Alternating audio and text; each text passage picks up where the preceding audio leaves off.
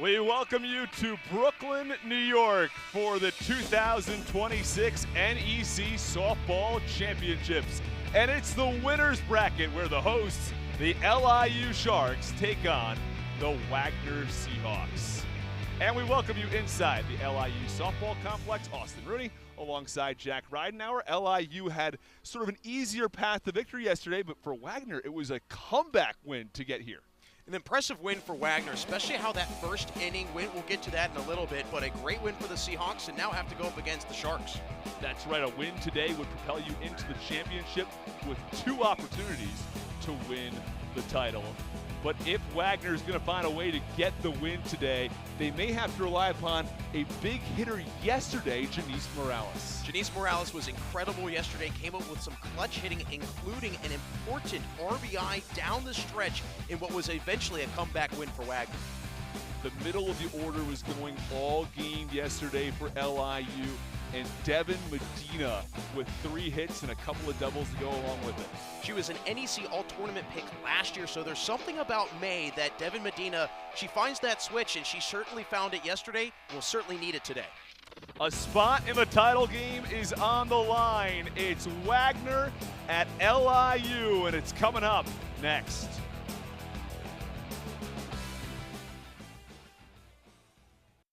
Long Island University, accelerating the exceptional. 30Ready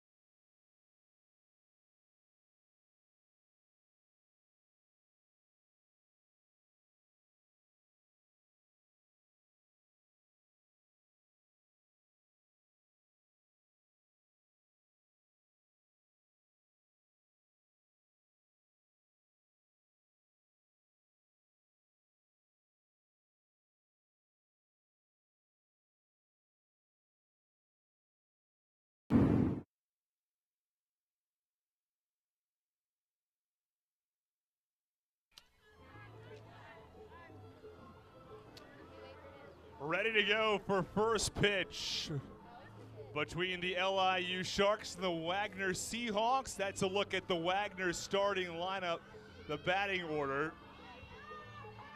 And Sydney Trujillo at the heart of that lineup. We've seen so many pieces come through yesterday in the win over CCSU. Yeah, Janice Morales right at the top of that lineup is going to be very, very key to try and get a good start against Sarah Wall, who quite frankly had probably a start that she'd like to forget about from yesterday, but certainly fought her way through some adversity early to have a strong performance in the circle.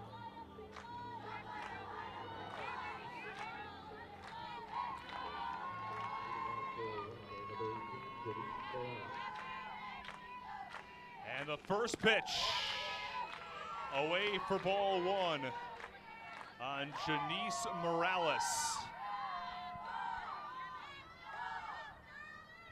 The winner of this game will have 2 chances to win the title tomorrow.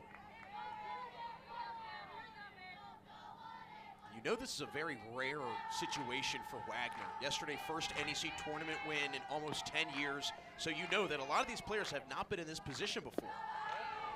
That one's low and away.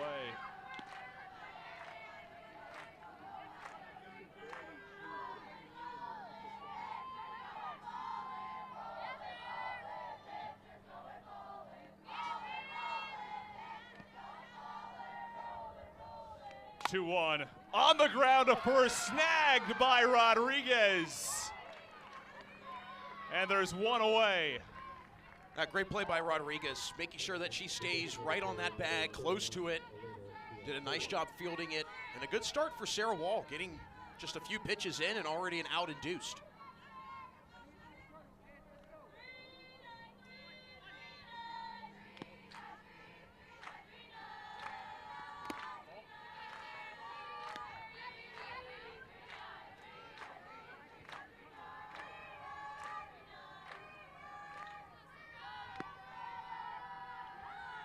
The 1-0. It's away in the count, 2 balls and no strikes.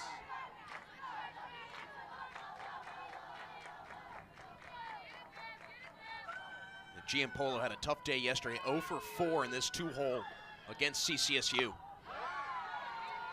But ahead in the count now, 3-0.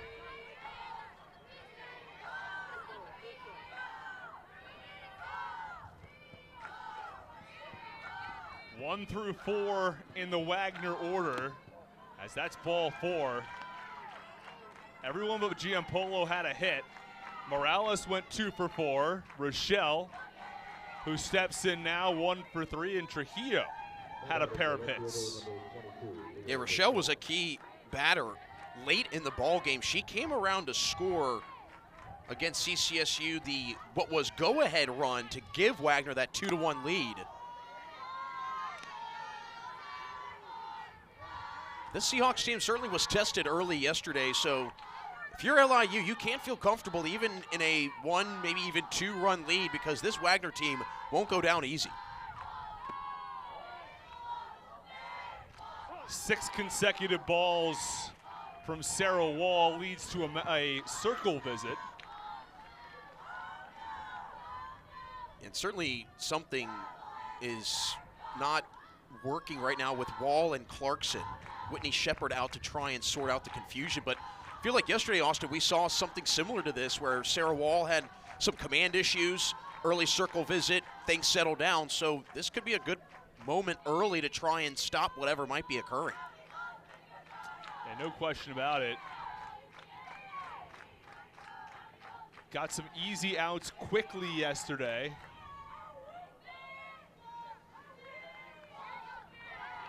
Did not fall behind in counts very often, but a 4-pitch walk to Giampolo, who's on first. And behind in the count now, 2-0 to Leah Rochelle. That's 3-0. These haven't been terrible misses where it's wild. These have all been relatively close to the zone, just not getting a lot of calls from the home plate umpire, Lloyd Ingerson. 3-0, light down the middle. Yeah, she's really tried to hit that outside corner. Did it yesterday, and at times did get that call, but just not getting it early here this morning. Back-to-back walks.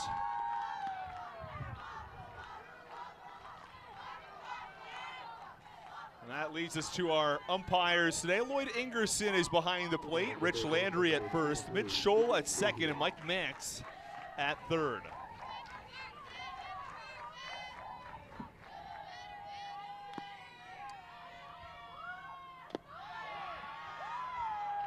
And falling behind again to Trujillo.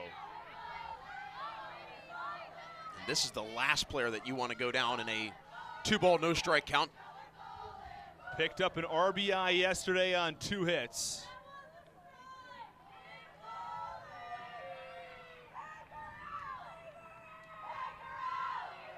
And a very quick hook for Sarah Wall as she exits the game in the first inning. Recorded just 1 out, walked a pair of batters, and there's a call to the bullpen here in the top of the first.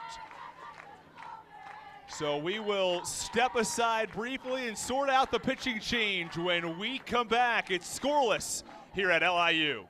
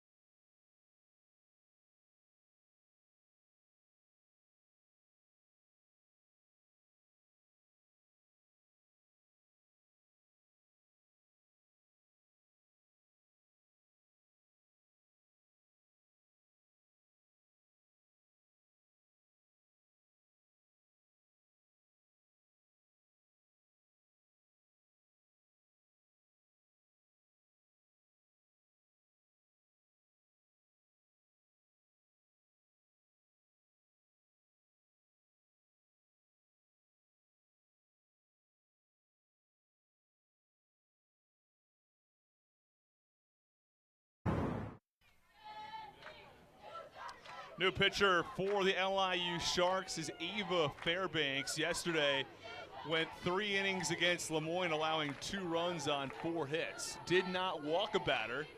And of course, here in the first inning, 2 quick walks from Sarah Wall, and that's the end of her morning. This one, swinging a drive, left field, deep, first pitch is gone! Peyton Janicki.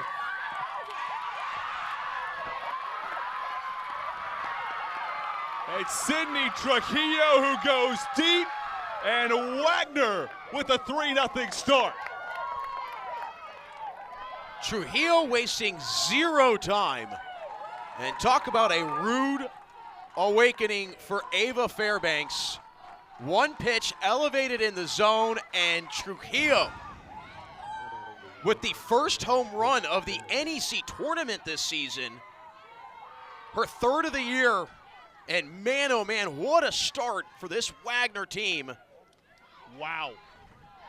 A very, very quick start, and it is Sydney Trujillo, I beg your pardon, on that last home run who went deep. 1 pitch and a 3-run shot.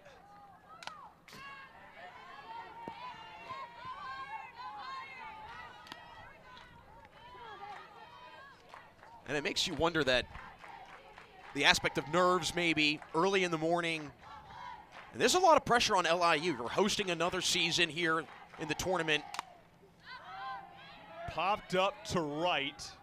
Vialta there, and there are 2 away, but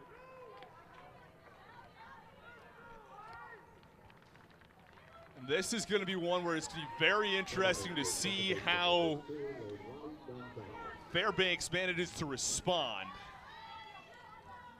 She comes in for Hinkle,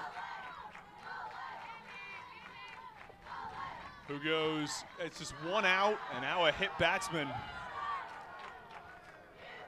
as Leilani Gonzalez reaches first on the hit by pitch. Yeah, these mistakes are certainly starting to compound here for LIU. And this Wagner team picked 4th in the preseason poll. Sure have the mindset of nobody is thinking that we can come in here and make some noise, and let's face it, have a lot of momentum from winning late yesterday and then carrying it quickly over here to today, so not a lot of downtime really. Called strike on Taylor Reynolds. Not a lot of downtime.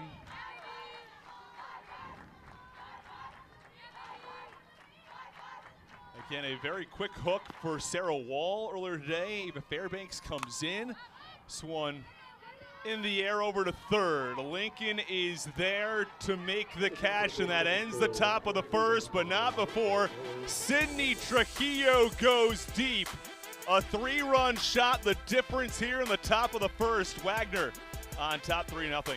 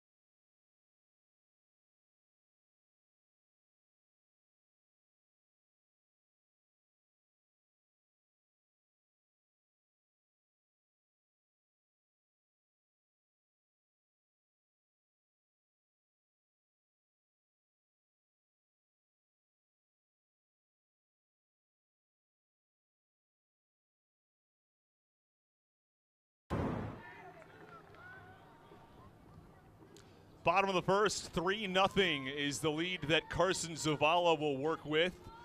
Fought through a really tough first inning yesterday, Jack. Allowed a run, 5 base runners, illegal pitches. Ended up allowing just 2 hits across those 4 innings in 1 run. You know, it's interesting, Austin, because you would have thought after the way this inning started yesterday, or at least how the top of the first or the bottom of the first started for Zavala, you would have thought that Wagner was going to lose by 3, maybe 4 runs. Somehow gets out of that very dicey predicament. 5 illegal pitches, only 1 run allowed. She really, after that, settled in beautifully. Ball on a strike on Lily Hinkle. I was really amazed by the way she was able to bounce back. It says a lot about a pitcher who runs into trouble, deals with that adversity early, and is able to come back. And we talked about the illegal pitches. Is it something she's been doing throughout the course of the season? But either way, managed to stop that trend and correct course. You look at her line yesterday, technically the run that she allowed was not off of a ball put in play. So really, there wasn't a whole lot of hard contact by CCSU, and she was going up against a team that has the #1 batting average in the NEC.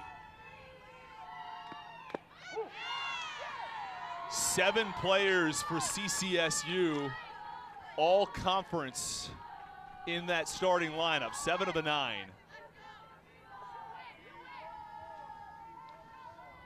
Full count coming to Hinkle. Line drive right to second. Gonzalez has it. There's 1 away.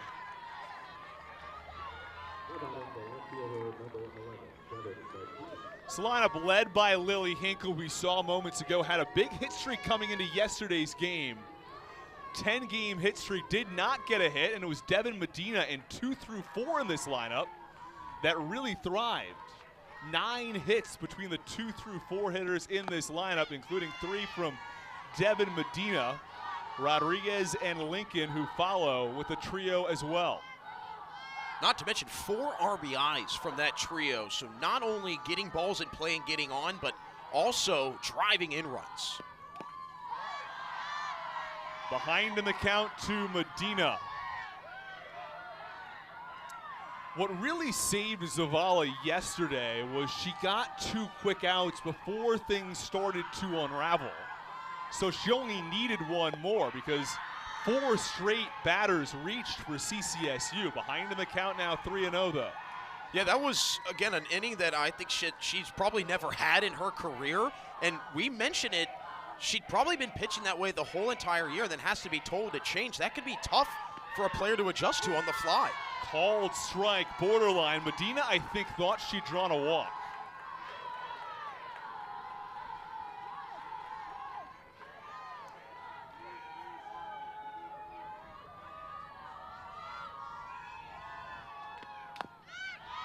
Tapped foul.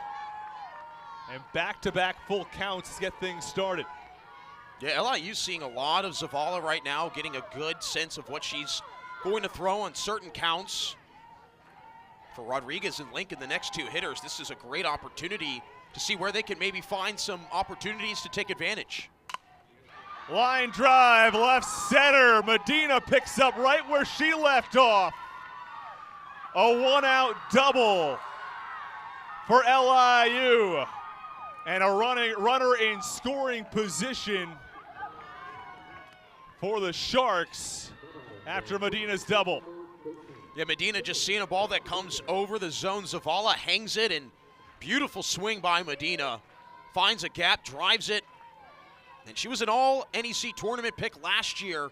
Certainly has a case to make the all-tournament team again this year, especially as she carries over from yesterday. 4 for 5 so far in the tournament, with 3 doubles. And it's Jenny Rodriguez.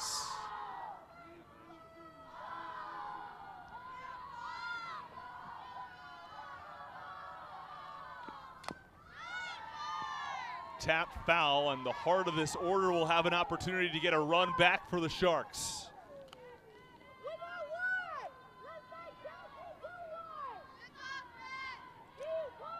This feels like a really important stretch for Zavala to try and limit some damage, keep this 3-run advantage. Let's face it, didn't have a run lead like this yesterday. Wagner fell behind 1-0 in the first inning, and it was quiet until the 5th, where the Seahawks scored 1 in the 5th, 1 in the 6th, and 1 in the 7th.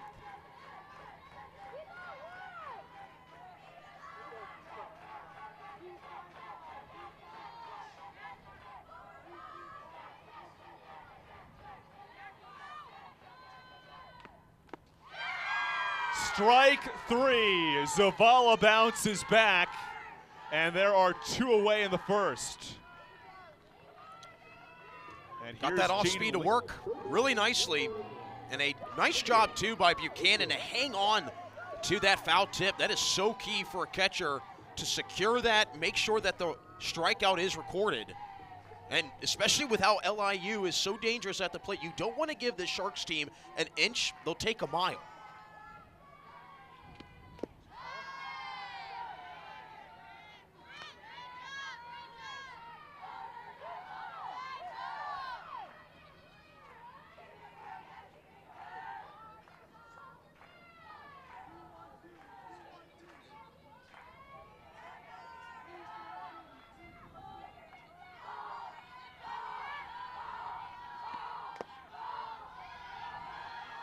Two balls and no strikes on Jaden Lincoln. We talked about this earlier, but Zavala running into deep counts, a full count with Hinkle, a full count with Medina. Bounce back for the strikeout with Rodriguez, but now behind in the count 2-0. Line drive down the line. It is a foul ball. Third base umpire Mike Manx is right on top of that.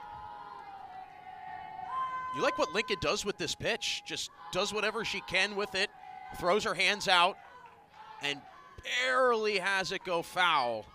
A tough break, but you can tell LIU's still figuring out Zavala some. And I'm sure the Sharks were aware of yesterday's illegal pitches, so maybe something they can lean into, especially early in this ballgame. 3 balls and a strike.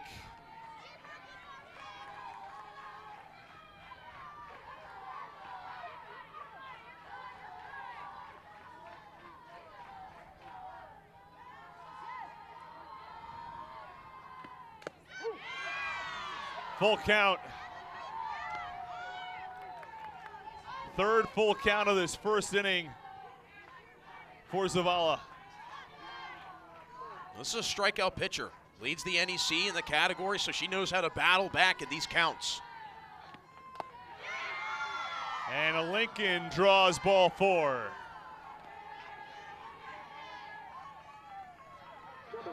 It's a good miss. Buchanan sets up outside. Buchanan has really wanted Zavala to go in that direction, especially with such a right-handed heavy lineup that LIU has. And Zavala, again, hasn't really induced a ton of swing and miss stuff.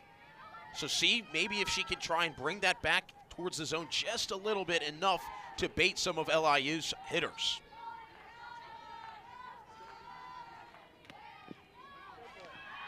And it comes inside and hits Gallegos. So very quickly, LIU with the bases loaded and 2 outs. And that's what LIU will do to you. This is a Sharks team that, even though down early, can't count them out. You can tell that ball just runs a little bit too inside. And Zavala, again, I think overcompensating for missing a lot on the outside corner. And here, another circle visit. And for a second straight day, Zavala has had a very eventful first inning. Not quite as unique as yesterday with the illegal pitches, but either way, bases loaded with 2 outs. The same position she was in yesterday when she ended up walking in the run before really picking herself up, getting things together in the 2nd through 4th were rather clean. Now, she did walk 4 batters yesterday, including 2 outside of the 1st inning, and hit 1 as well. And I think, too, it wasn't like she threw an illegal pitch and then 2 batters later threw 1. It was consecutive illegal pitches. So it really kind of bogs down mentally on your focus, knowing that, man, this is happening consecutively. And it's low to Gigi Clavel.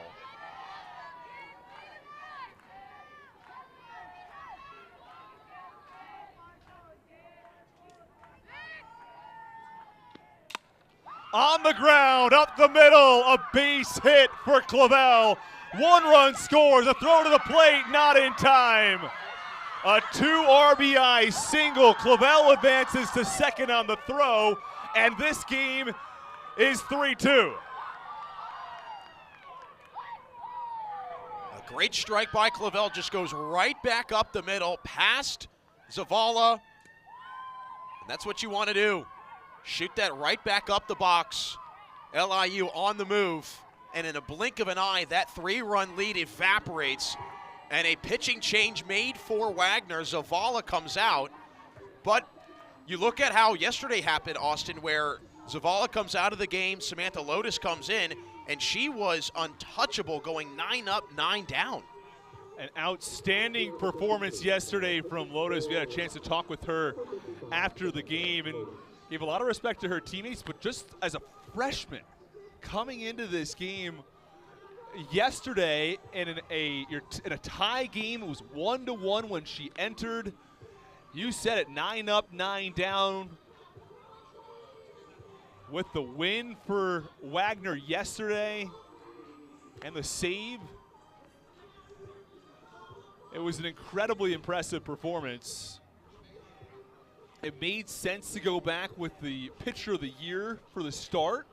Sort of try to go with the same situation yesterday. Maybe start with Zavala, go to Lotus in the later innings, but instead Lotus gets the call a little earlier than probably expected.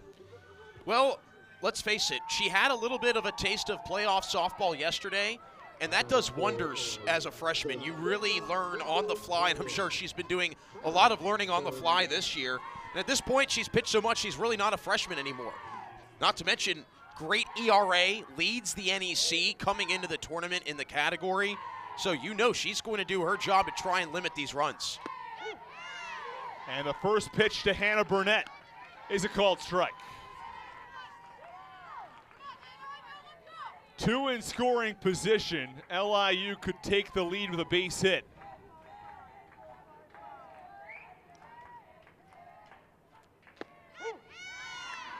Oh, 2 on Burnett. Now the catch with Lotus, she hasn't really pitched long in the last 2 outings. Coming into the tournament, just 3 innings or fewer, but she has gone the distance 8 different times this season.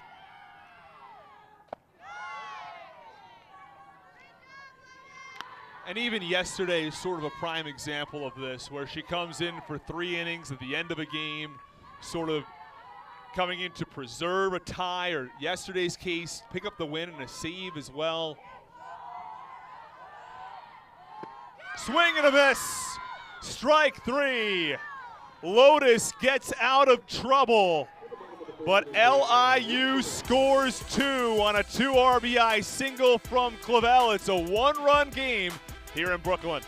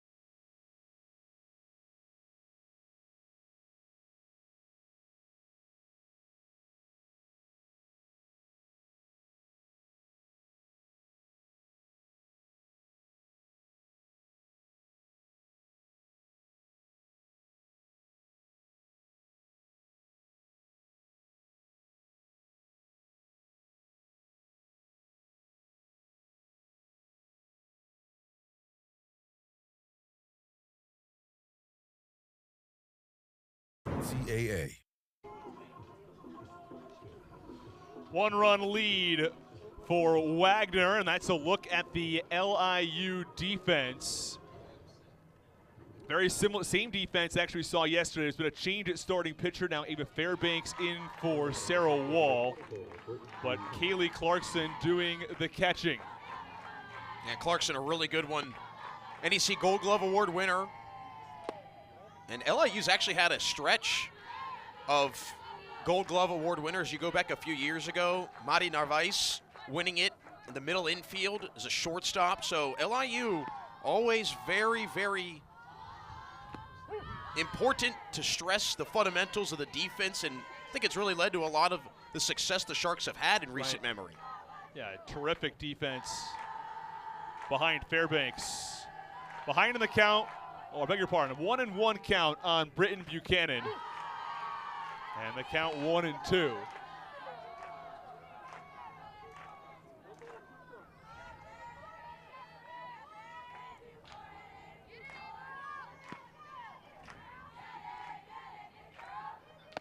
Upstairs, 2-2 now. Fairbanks actually had a ton of success this year against Wagner. One of her 3 outings where she had a season-high 7 Ks came against the Seahawks. Ground ball, third baseline, foul.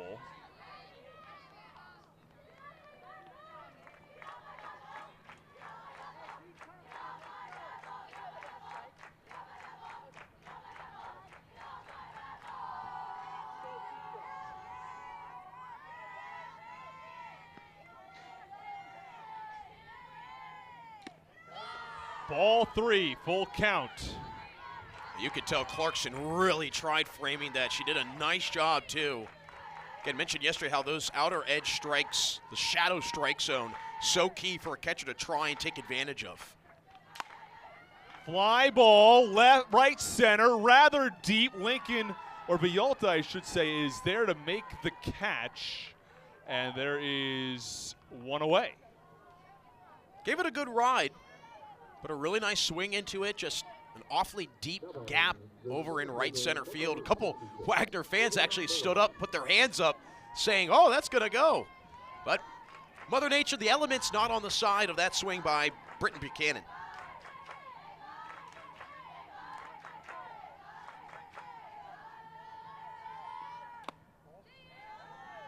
Behind in the count, 1-0 on Naraki. Here in the top of the second.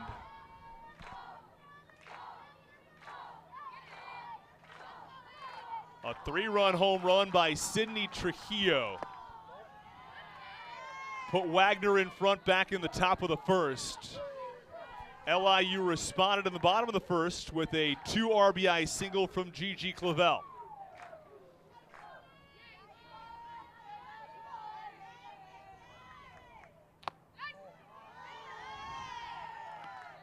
And now 3 balls and no strikes.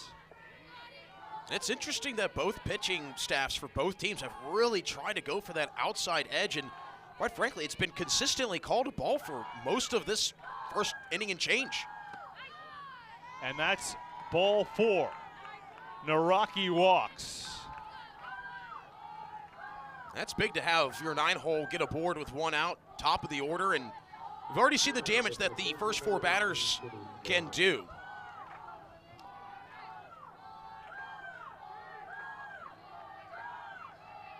It's Morales who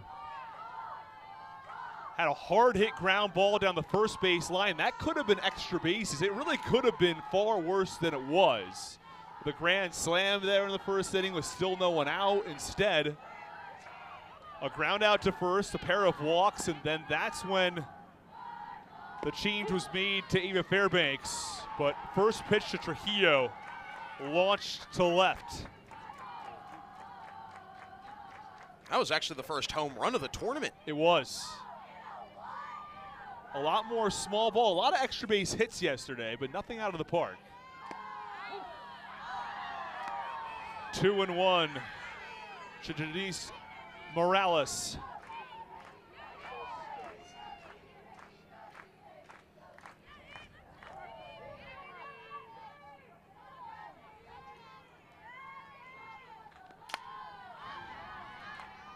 Gets out of play. And she's got such a fantastic eye for the strike zone. She was top 20 last year in the entire nation in walks per game. Very disciplined hitter. You can tell with her swings and her approach, she is not going to waste a swing on a pitch that she feels is not in the zone. Fly ball to left. Medina is there. They're 2 away.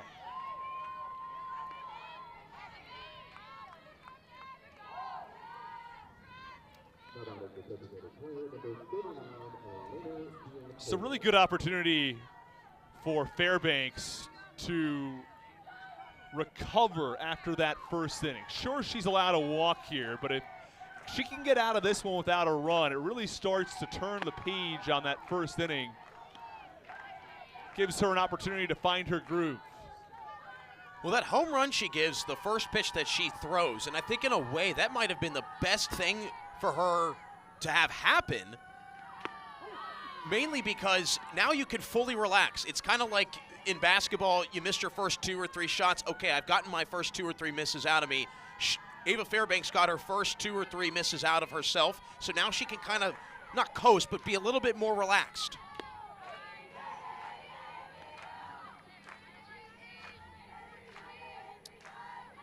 And from a mindset perspective, after allowing the home run, she gets a fly out. She does hit Gonzalez, but then had a weak line out after that.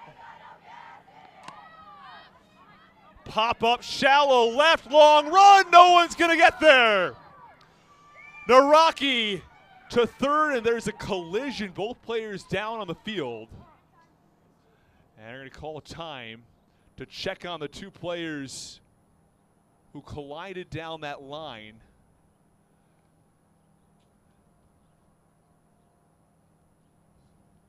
Looks like it was Hannah Burnett, the shortstop.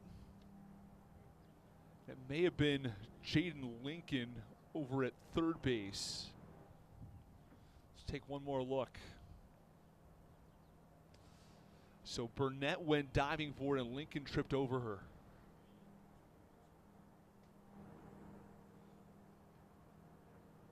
Yeah, it was a tough play all the way around. Just a weak blooper that was heading into kind of a nowhere zone But a good sign that both players up and moving around some, because that can be very scary when two players are colliding like that, and especially both trying to leave it all out there to make these outs. Lincoln up, walk up, and now throwing. Appears as though she is okay as you can be after a fall like that. And Burnett also up and walking down that left field line, trying to stretch out a little bit. And both of them going to try to see if they're able to stay in this game. Jaden Lincoln seems to have walked it off over there at third base. And based on Jaden Lincoln moving around, it looks like it was more of an arm thing, as right. Looks like her arm is being looked at right now, and that is, again, her right arm, so her throwing arm. But a good sign that Hannah Burnett seems to be all right. Both players going to remain in this game, hugging it out. I love to see that as well. A couple of teammates who are like, all good here. Well, I'm sure that's not the first time that's happened in either one of their right. careers, a miscommunication on, and again, it wasn't like that was a clear fly ball. I mean, let's face it, Medina in left field could have even made a play on it. So right. that was really heading into kind of danger zone territory, and unfortunately for the Sharks, it landed. Weaker contact. Wasn't like that ball was particularly well struck. It was that Bermuda Triangle kind of play when you got three players converging, Medina, Lincoln, and Burnett. Fly ball to right. Villalta on the run. She makes the catch for the final out.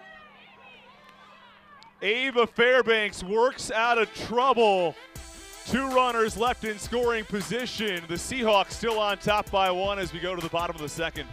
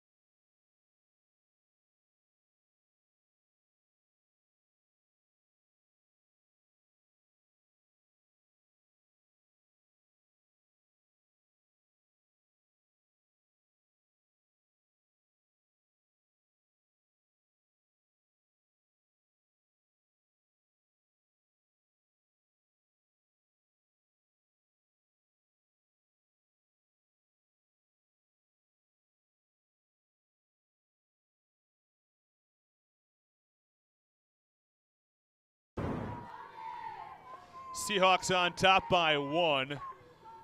And a pitching change as Samantha Lotus came in for Carson Zavala, but Buchanan still doing the catching. The rest of the defense, same as what we had yesterday for Wagner.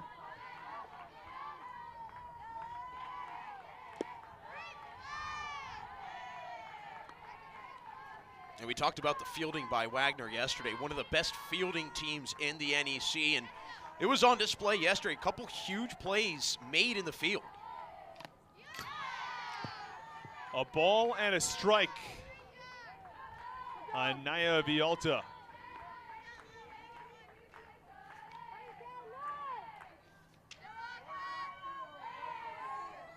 Villalta had a really good day yesterday. 2 for 3.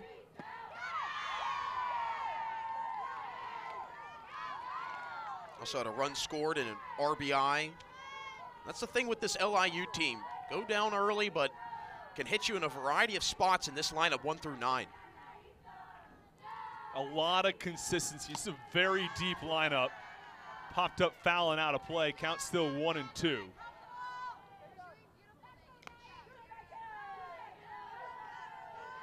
Samantha Lotus yesterday really can't stand up about what she did, and came in today in a dangerous spot and got a strikeout on Hannah Burnett.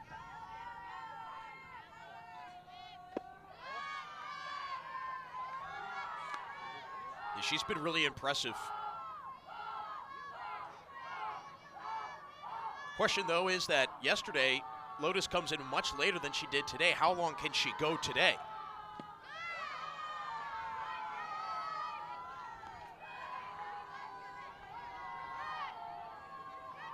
I think you'd have to hope for Wagner. They're hoping that she probably goes the entire distance. Pop up. Trujillo under it. One away.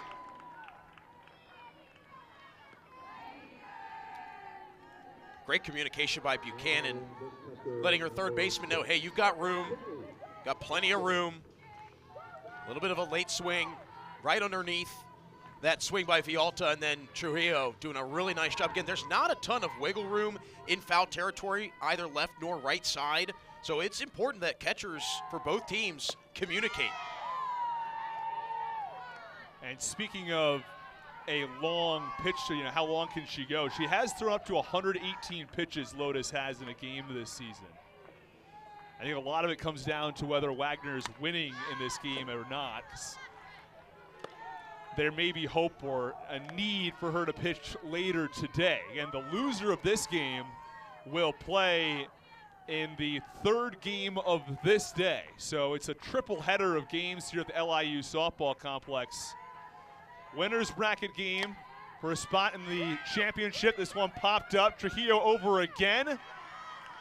2 pop-ups, 2 put-outs by Trujillo, and they're 2 away.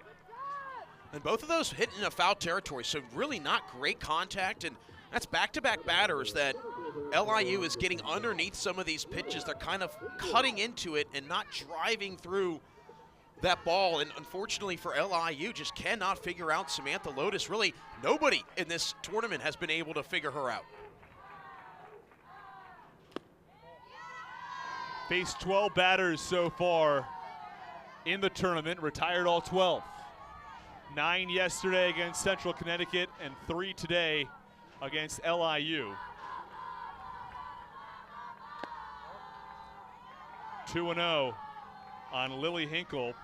Hinkle had hits in 23 out of 24 coming into yesterday's game. Did reach base with a walk, but did not get a hit. 0 for 2 with 2 walks, in fact. Driven to deep center. Naraki back at the wall. That ball is gone. Hinkle goes deep. And LIU is tied at 3.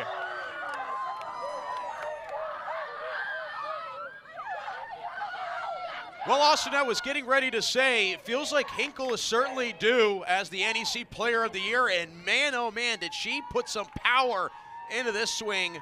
First hit Lotus gives up of her tournament appearance, one that she'll probably never forget, unfortunately. There was no question that was gone. Tip your cap to Doraki, barreling through the fence out there. But in a blink of an eye, we've got a tie ball game. Talk about the offense getting going, too, for both these teams. 6 runs, and we're not even into the 3rd inning. And we talked about this with Ava Fairbanks for LIU. This one driven to right. And Reynolds is there just to cap that last point. Maybe this can help Lotus in a way. It's sort of like, all right, got that mistake out of the way. A solo home run, though, from Lily Hinkle has drawn this game level at 3 as we go to the top of the 3rd. Hey.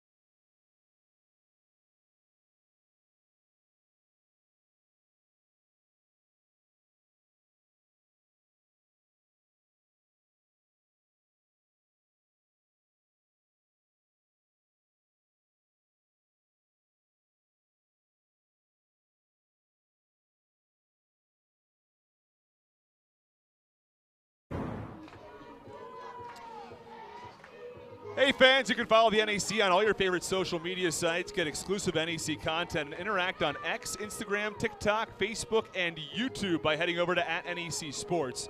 Also, be sure to check out the NEC's official website at necsports.com, where you'll be able to find all the latest news and notes from around the league. That's @NEC Sports on social media. Go to the top of the third. Ava Fairbanks back out there. Came on in relief of Sarah Wall back in the first inning after Wall ran into trouble finding the strike zone. A drive to right center and rather deep. It one-hops the wall. Trujillo into second with the leadoff double. A couple of extra base hits for the cleanup hitter for Wagner to get things going. Well, perfect 2 for 2 against Fairbanks. And Hinkle took an awkward path on it, took a step in, and then quickly realized that ball was going way further back. And a nice job by Trujillo pumping the brakes at second. And again, Wagner in business. Here's Peyton Janicki.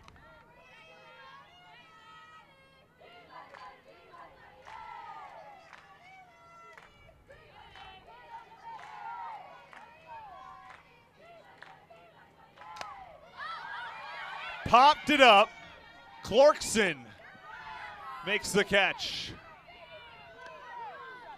We've seen a lot of outs today in foul territory, and have to give credit to these pitchers inducing some of this weak contact, kind of this lazy swinging and not really getting great contact, driving it outside of a couple hard hit balls, a couple doubles, and the home runs. It's been a lot of weak contact otherwise. It's a particularly tough break for Janicki in this situation, as the goal, of course, has to be to at least move Trujillo from second to third with no outs. In a game like this, you can't waste a leadoff double.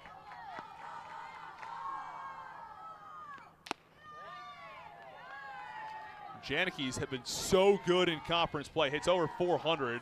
Trujillo has hit 468 in NEC play. And now it's Leilani Gonzalez. 2-1.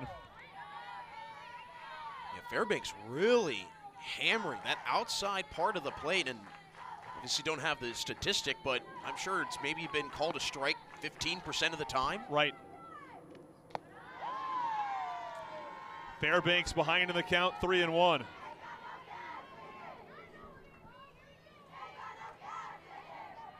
Be Gonzalez followed by Taylor Reynolds here in the third. And a 3-3 game. Ball 4. That was awfully close. Didn't get the benefit of the doubt from home plate umpire Lloyd Ingerson. 2 on and 1 out for Wagner. And looks like we may have a sub on the base paths, as it's Savannah Zornamore who enters at second base in place of Sydney Trujillo.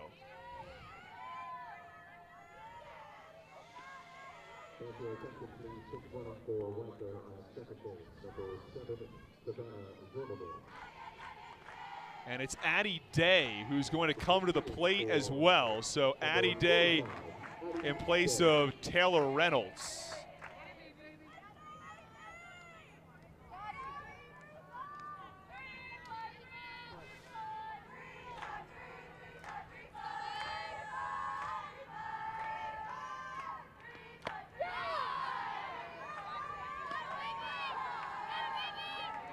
Count 0-1 on Day.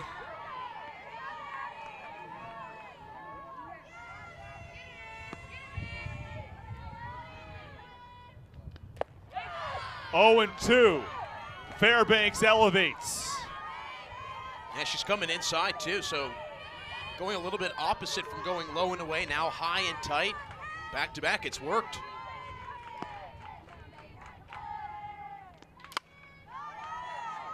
Line drive, foul.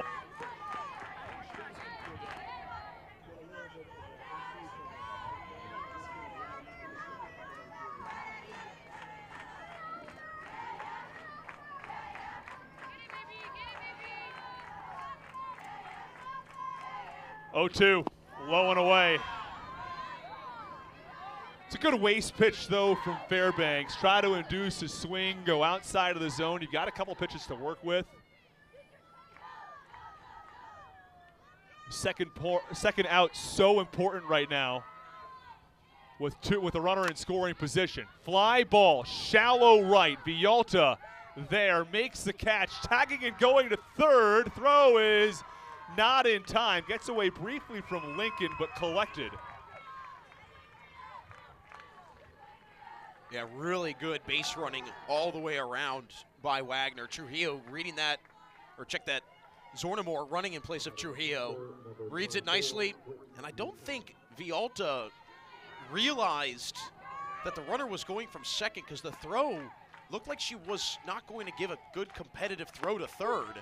So I think it might have shocked her. Arguably more impressive even is that Gonzalez goes from first to second. So now 2 runners in scoring position. Check swing, pop-up foul. So a base hit now from Britton Buchanan. Could score 2.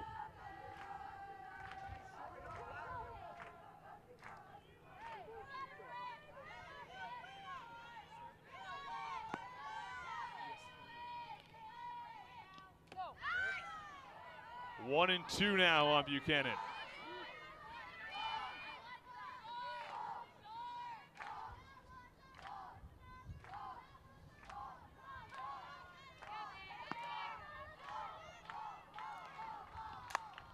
Fly ball, left center field deep. This one hops the wall. Zornamore scores. Gonzalez scores a 2 RBI double from Britton Buchanan, and Wagner has a 5-3 lead. And Buchanan is adamant that she wants it challenged, and it looks like Coach Glenn Moore might also want it to be challenged. They're both saying that that ball was gone, but umpiring crew was saying, no, that ball did not go. It looked awfully close. I mean, she put a big drive into that ball. She really did. Now, from my perspective, I thought it hit the wall. It would have been kind of awkward for it to go over and then hop back on the other side of the fence.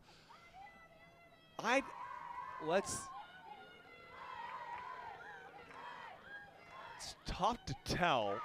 I actually saw Coach Glenn Moore, I think, looked out towards the outfield, and a couple of Wagner fans are waving their hands saying, no, no, don't challenge. There's one fan in a Wagner sweatshirt and has been very adamant that it was not a home run. Now, I don't know if you should trust fans all the time, but, you know, had a pretty good look at it. I mean, was right there.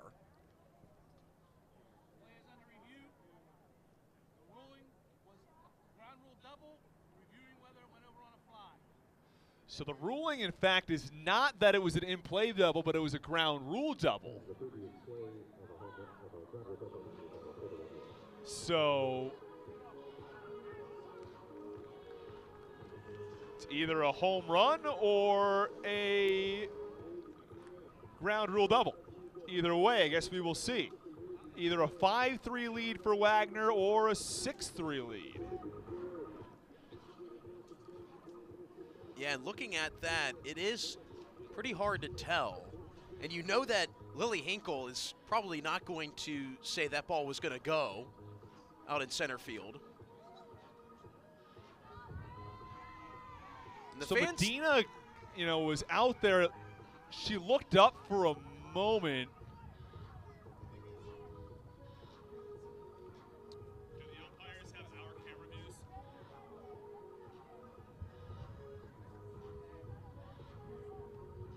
Yeah, this certainly feels like a huge call. I mean, either way, 2 runs come across for Wagner. But we'll see what the ruling is. I can't imagine there's going to be enough evidence to overturn that call. The umpires are back. They say double. So Buchanan will remain on second base with 2 outs. And Wagner has jumped on top.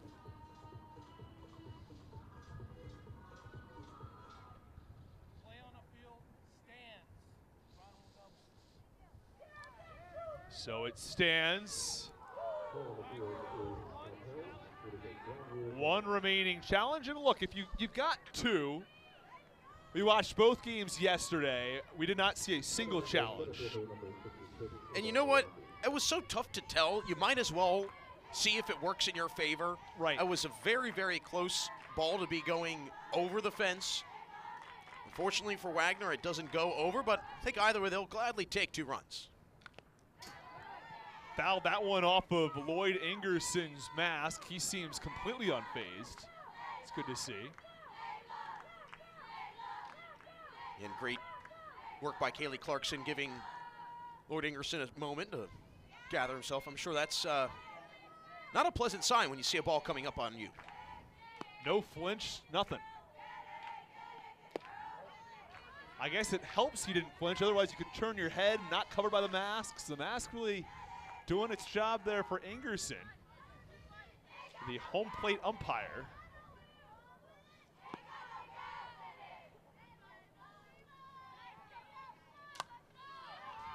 Popped up foul by Naraki, the 9-hitter.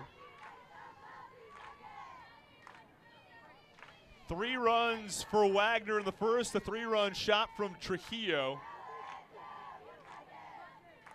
And a 2 RBI double for Britton Buchanan. Oh, that was very close. But call the ball. Fairbanks sort of with her arms up, thinking that she had strike 3. Well, the curiosity for me is that it's been consistently called a ball today. I mean, it hasn't been there's been a strike here or a strike there. I mean, it's been 85, 90% of the time called a ball. Right. Wow, and again, it's certainly really close. It's very close. There's no question about it. But I think as a pitcher, you have to start to adjust and say, okay, right, the strike zone is going to be a little bit tighter today. I can't keep hitting this spot because I mean, she's hitting her spot she wants. 3-2 comes up and in. Ball 4. Naraki in back-to-back plate appearances walks.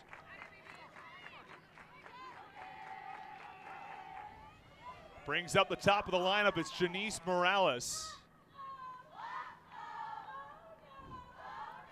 Tough break for Fairbanks here, who was ahead in that count on Naraki. It was a 1-2 pitch. Goes a little outside, then really tries to clip that border on the 2-2. Adjusts, comes up and in, and misses. Overcompensating. We saw Carson Zavala do it yesterday, and I think that these pitchers are having to adjust on the fly to the strike zone. And, you know, let's face it, not used to probably a 4-umpire crew, so you have 4 different types of strike zones that are going to get called. You have to kind of dance around with the varying strike zones. But, I mean, I think that for Fairbanks, she had a chance to watch Sarah Wall a little bit, see how that was being called, notice that it was going to be a little bit tighter, and instead, her and Clarkson have been hammering this outside corner. It's just been very curious to see why that continues to be the case when it certainly has been called a ball. Yeah, it's very interesting on this strike zone. It is certainly tighter than it's been in past days. Yesterday, I think that same pitch that we saw for both the 1-2 and the 2-2, both of those are called strike 3. Sure, and I think that we saw a little bit more varying of the strike zone yesterday, but we have seen a pretty tight strike zone. There has been more strikes called on the inner part of the plate today than there were yesterday. Yeah, no, and in Lloyd Ingerson's defense, it hasn't changed. Like that outside pitch that was called a strike for most of yesterday has been a ball virtually every single time. That's a strike. And I think that is the frustration that LIU is having, but again, it's kind of, you know, trying to force a round peg into a square hole, and it's just not fitting. You have to adjust on the fly, and I think that was a really good time out there to try and re-game plan. popped up foul. And we see a little bit of the adjustment going over the zone more, but a little bit lower, trying to get some of that chased-induced swinging. Morales with a sharp ground out back in the first, flied out to left in the second. Third at bat here in the third inning. Fly ball in the infield. Burnett's there, and that will do it. But not before the Seahawks score two on a ground rule double from Britton Buchanan. It's Wagner with a 5-3 edge over LIU. Long Island University, accelerating the exceptional. 39 Division I teams, one of the most in the NCAA.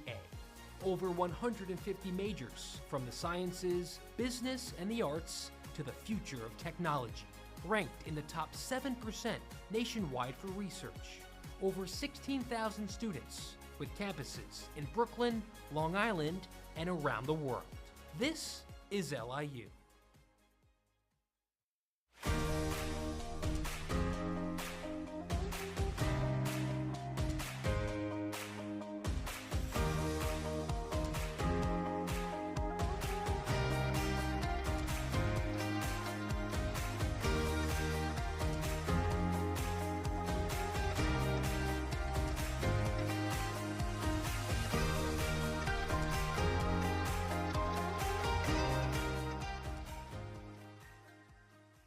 Sports fans, we cheer on our favorite teams at fields, gyms, arenas, and stadiums. But have you ever wondered what it's like to be a referee? Verbal abuse from fans, parents, and coaches is the #1 reason why many referees are walking away. And they're not being replaced quickly enough by new ones. So put yourself in the official shoes, act with respect, and be officially human.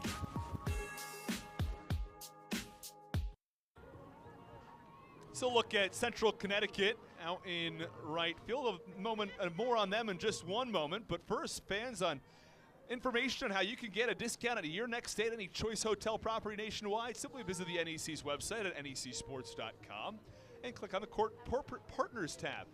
Central Connecticut will be in action in Game 2 today. They'll take on Lemoyne. The loser of that game is eliminated. The winner of that game will play the loser of this game. Central Connecticut would need to win 4 in a row to be crowned NEC champs, as would Lemoyne. You win this game, you need to win just one more. You lose this game, you have to win 3 in a row.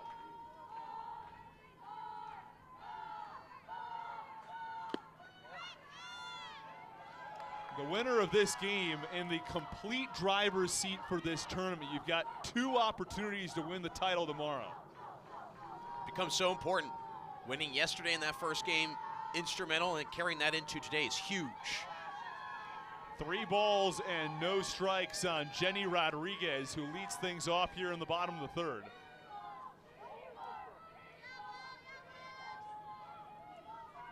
Lotus has not walked a batter in either her outing yesterday or so far today, and catches the plate on the 3-0.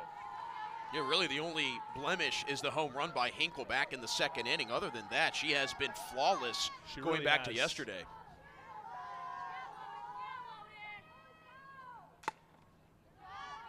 And the count 3-2.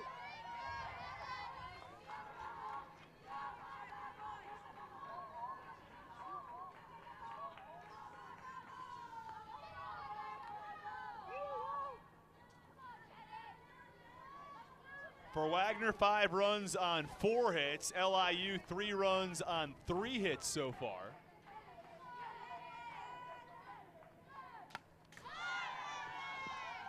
And another foul ball. This will be the 7th pitch of the at-bat. What a season Rodriguez had. All NEC pick and the most improved player in the conference. A big improvement from last year to this year. She hit nearly 500 during conference play. On the ground is second. 1 away.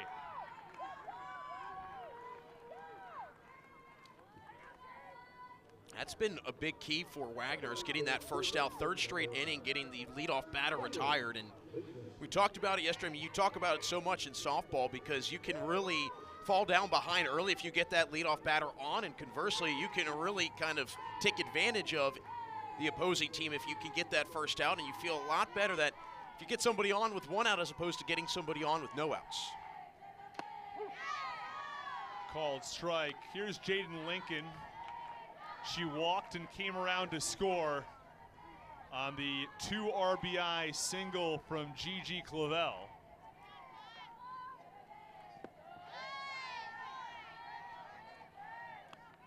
Lincoln will be followed by Gallegos here in the third.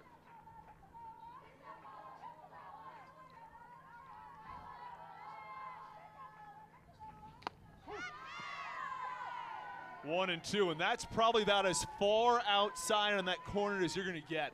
And I think that if you're LIU, you have to say, wait, where was that compared to what we were throwing? But you're right, Austin. I think that is as far over as that strike zone is going to go.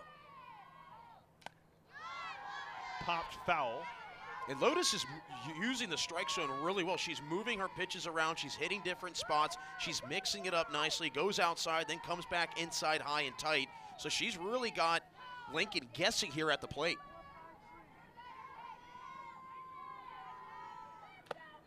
Two and two.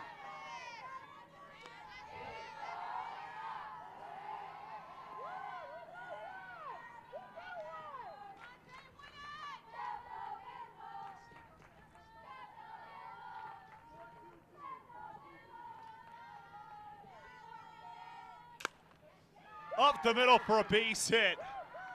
Lincoln stays patient at the plate, finds her pitch, and there's one on with one out. And a really nice swing by Lincoln, taking that pitch on the turf. A little bit lower in the zone. Lotus is, again, hit all sorts of spots, and right there, Lincoln not trying to do anything too crazy with it, just enough to drive it into the field of play. So far in the tournament, Lincoln now 4 for 5 with a walk.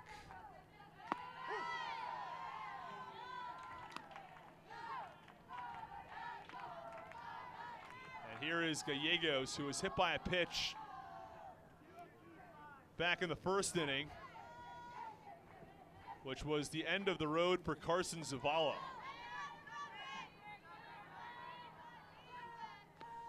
Yeah, it's been an eventful day for the starting pitching for both teams. Neither starting pitcher survives the first inning. It's been the relief pitching that's been the saving grace for both.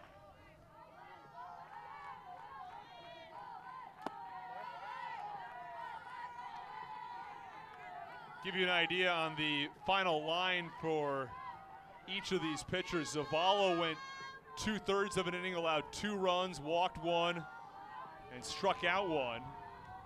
Wall, on the other hand, threw just 12 pitches, 1/3 of an inning. This one popped up in foul territory. It seems like it's the same story over and over. Trujillo is there for the out, caught 2 pop-ups in foul territory in the second, and now 1 here in the third. Another off-speed pitch that just takes so much off the swing, and you can see how that ball dies in the air. You tip your cap to Lotus and the job that she has done, just varying her pitch selection and her location.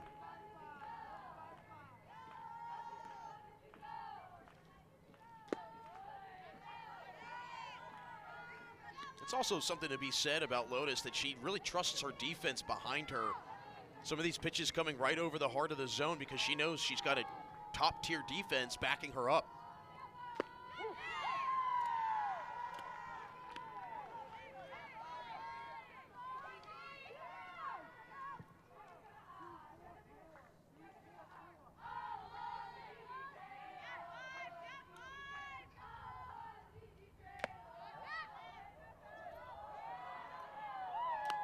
Count 2-1 on Gigi Clavel, who had the 2 RBI single in the first.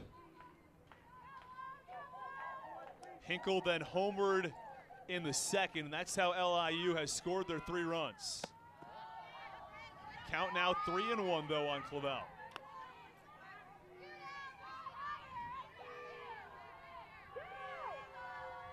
really neither team has had a tidy 1-2-3 inning. It's been runner getting on and out, runner getting on, has not been clean. Line drive, left field, it's a base hit. Clavel singles. And 2 on with 2 out for the Sharks. A good swing by Clavel, depositing it into left field. But again, it's been fairly weak contact, so outside of the home run allowed by Lotus, she's done her job. Some of these hits that LIU's been able to come up with in this half inning have not been absolutely scorched, to say the least. And behind now in the count to Hannah Burnett, who struck out in the first.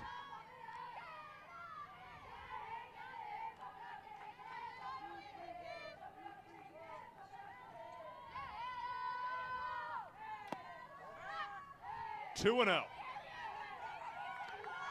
On Hannah Burnett, you have to start to think about Samantha Lotus, who found so much success yesterday to start today's game, had a strikeout to finish the first, a couple of pop-ups, allowed the home run, seemed to have things settle down, but a couple of singles, and behind in the count 2-0 with 2 outs now, and warrants a meeting at the circle.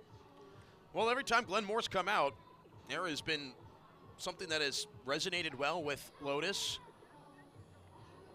And this is a really good pitching staff for Wagner. I mean, we talked about how Zavala and Lotus have 2 of the top 3 ERAs in the NEC, but as we know, pressure amplifies.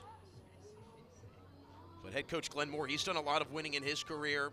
Very familiar with these parts. He actually came from Brooklyn College. He was the head coach there from 2019 to 2022. He was a finalist for the Coach of the Year in the conference with Brooklyn College, so he knows what it takes to win. Helped build Brooklyn College up there, and what a job he's done here at Wagner. Has them positioned potentially to go to a championship. That was low and in, but that gets the strike, and that's sort of that inside corner that probably hasn't been called the last 2 days. Yeah, it really hasn't been called much today either, because I think both teams continue to just live on that outside part. Upstairs, gets the swing, and it's 2-2. Again, whatever Coach Moore shares, it sits well with Lotus. 2 on with 2 outs. A 2-run lead for Wagner. Here's the 2-2. Fouled away. Yeah, really good spoil swing by Burnett.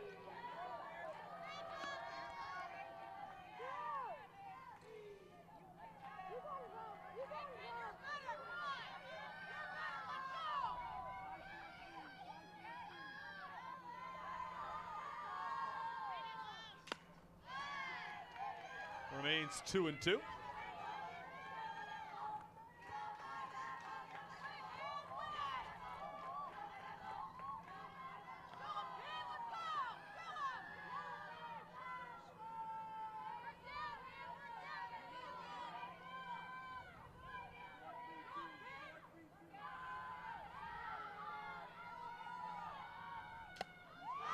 Popped up in foul territory, sliding, couldn't make the catch.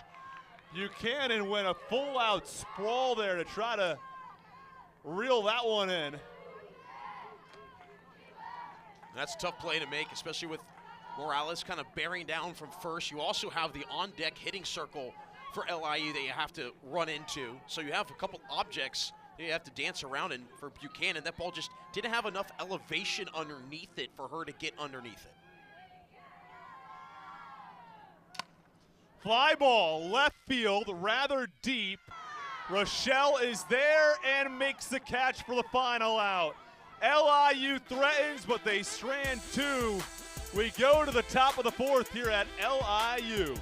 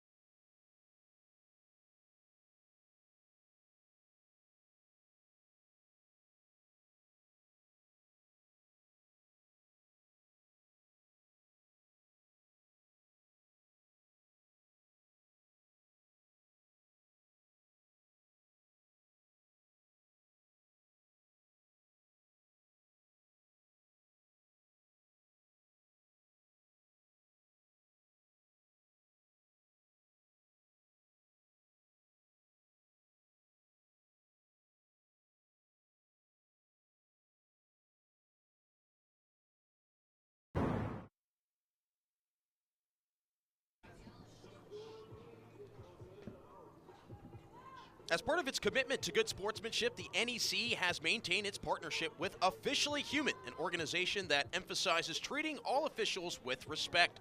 To learn more about this initiative, visit officiallyhuman.com. Beautiful day here in Brooklyn, New York, as fans and players alike taking this one in. Austin Rooney, Jack Ridenauer here with you. Austin taking a bathroom break, so I'll take over till then. 5-3 lead for Wagner. The winner of this one punches a ticket to the championship game. And right on cue, Austin Rooney welcomes himself back. Austin, take it away, my friend. Thank you, Jack. I appreciate that. And it's 1 ball and 1 strike.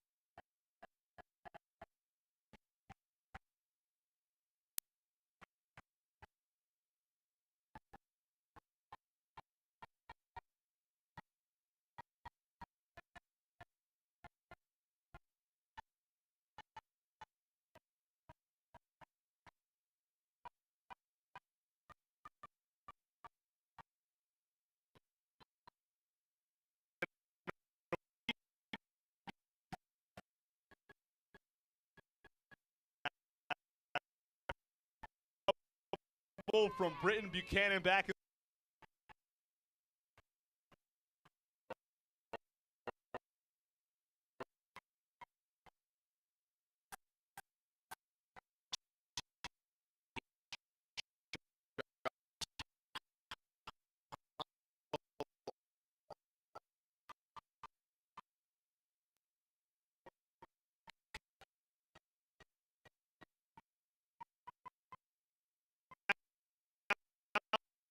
Play at first, 9. And my initial thought was that she was going to be out, but it was really, really close. Meanwhile,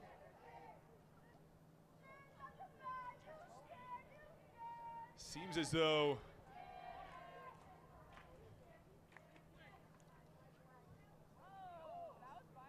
there's a situation with Hannah Burnett there at short.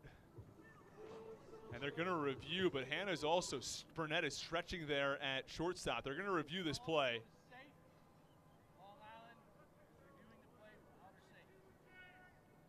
And so the question about the call at first base, whether Leah Rochelle is safe at first or out, as Burnett continues to stretch over there at shortstop. Yeah, it makes you wonder if that collision that Burnett and Lincoln had earlier in this ball game, maybe the ramifications of that are coming back. We'll take a look back at the play and how close it was here to being out or safe.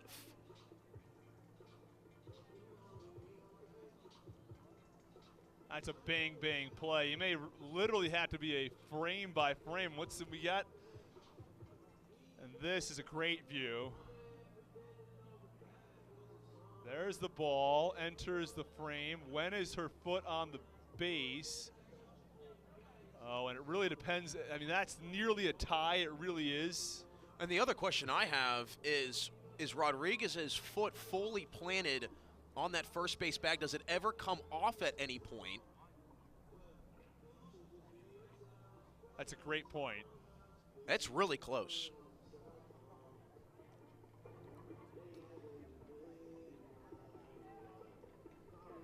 But going back to Burnett over at short, she's still stretching out. You make a really good point. Let's see what the call is. Umpires have exited the tunnel.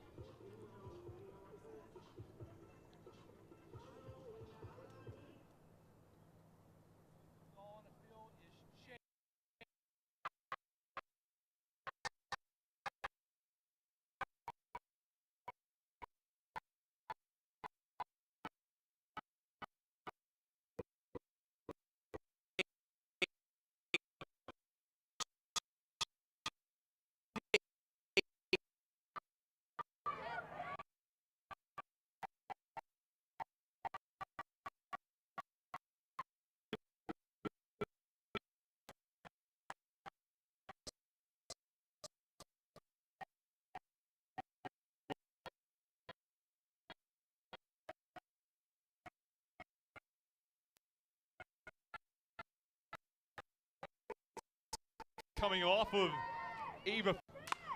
Line drive, left second. She pulls up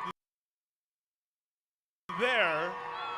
And her third at bat and third extra base hit of this morning's contest. Well, every time she reaches, she comes around to score, so that a great sign for Wagner. But what a swing. I will say, I was thinking cycle for a second. Is she going to try to make the turn to third, but held up at second?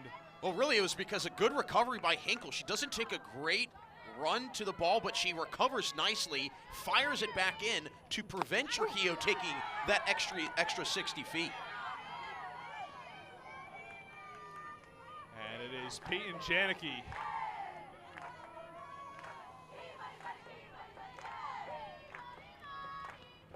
Ground ball, nicely fielded by Burnett. Throw to first is in time.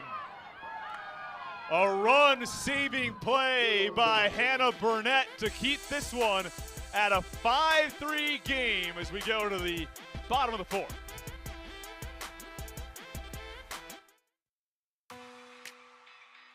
This is awesome.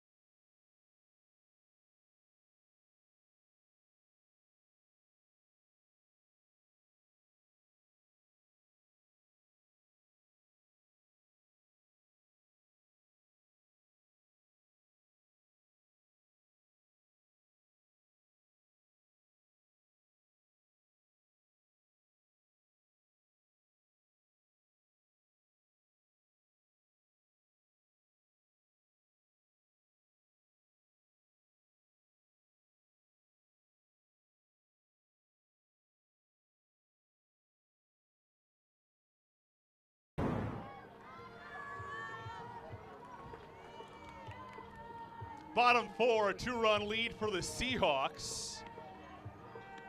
As fans, you can find all the action on NEC Front Row, which is the official online digital network of the NEC with live HD webcasts, highlight packages, and more. This is the one-stop destination for all league fans.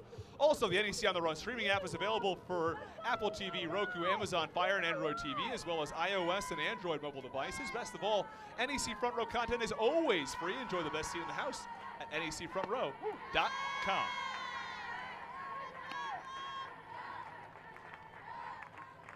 Count 0-1 on Naya Vialta.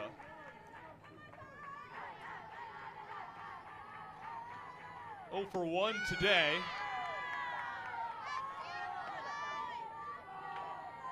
And that one missed. Really close on that outside edge. but it's been called a ball all day long. Popped up. Morales there. And there's one away. I really love the communication that Buchanan utilizes back behind the plate, letting her infielders know you've got room, you've got plenty of room.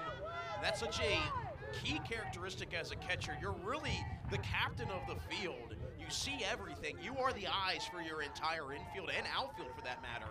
So her communication has been a big, big difference today. Called a strike on Kaylee Clarkson.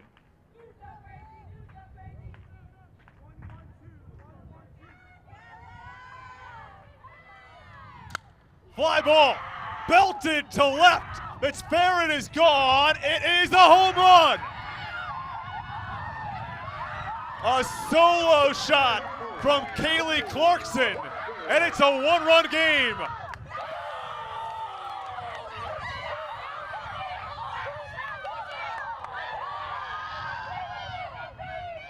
She turned on that one and wasted no time right over the zone, and Clarkson even knew it. Started to quickly turn a little bit foul, but barely stays fair. And a big, big home run, and a huge, huge momentum shifter a little bit here for LIU. So Kaylee Clarkson goes deep. The 9-hitter put a charge into that ball.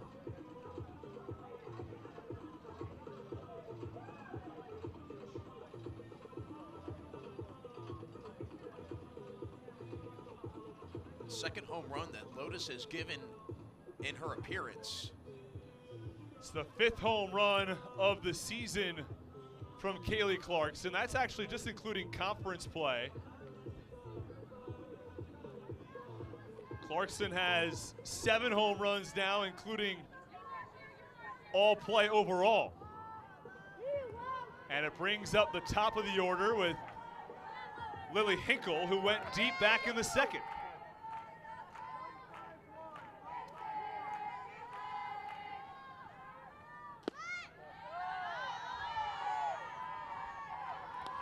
I've always felt the next batter after a home run being allowed is the toughest for a pitcher to face.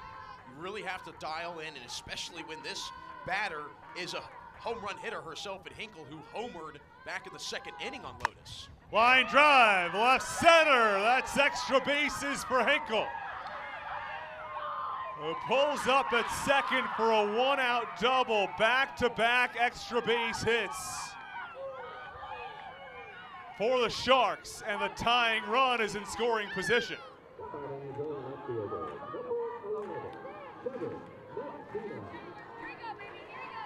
Well, this could really be a nightmare for Wagner, because you've got Lotus as the relief pitcher, came in for Zavala. Sophia Schmegler has the next best ERA, but she's pitched in just 6 games. Popped it up to shallow center. Naraki is there. And there are 2 away. But to just finish the point, it makes you wonder what's going to happen with the pitching situation with Wagner. If Lotus continues to give up hits and allow runs, do you go to a third option, which basing it off of the statistics, there's not a true third option that Wagner can lean upon to try and minimize this potent LIU offense.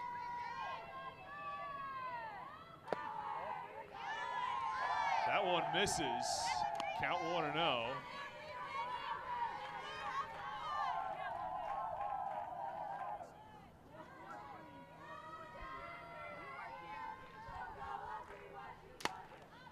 And that one is fouled away.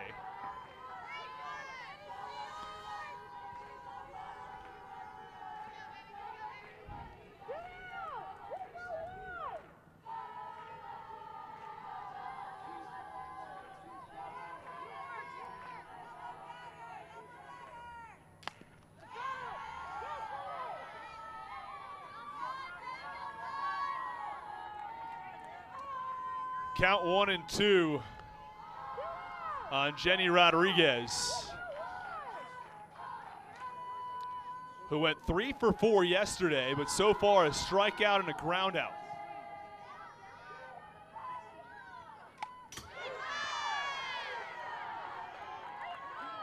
Yeah, I mentioned she has a really cool story. She started her career playing Division III softball at Utica.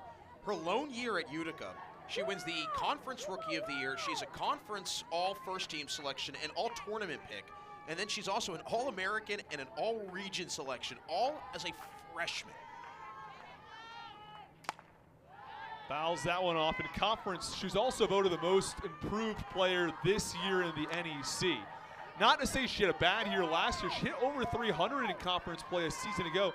This year, how about a 493 average in conference play?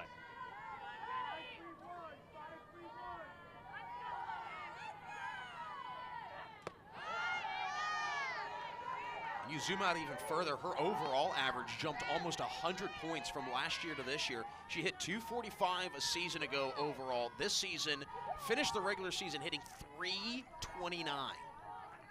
An OPS in conference play of 1281.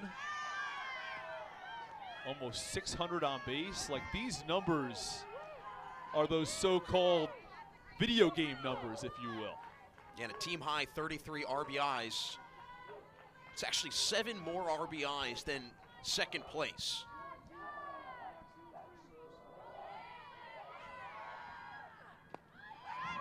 That one tapped just foul.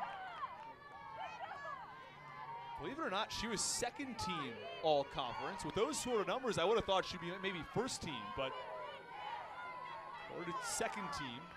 Well, it shows you how deep the conference was this year with talent. I mean, just boatloads of talent in softball in the NEC.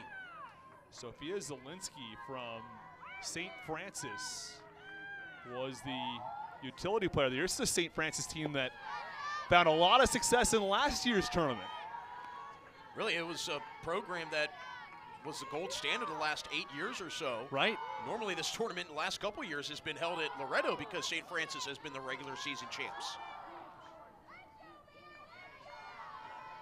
Won it here last year at LIU, ground ball foul. And it was close atop the standings a season ago, similar to how it's close this year. LIU just barely outpaced CCSU to be able to host this tournament here at the LIU softball complex. They do play soccer on this field from time to time as well. That's not what we're doing here, though. Ground ball up the middle, a base hit. Hinkle around third, she scores. An RBI single for Jenny Rodriguez. And it's 5-5. What an at-bat by Rodriguez. Finally wins this lengthy battle. And again, another ball low in the zone. Does a good job driving it. Was a little bit more elevated, but either way, still puts a good swing on it. Hinkle, no question she was going to score. And all of a sudden, LIU again coming back after trailing.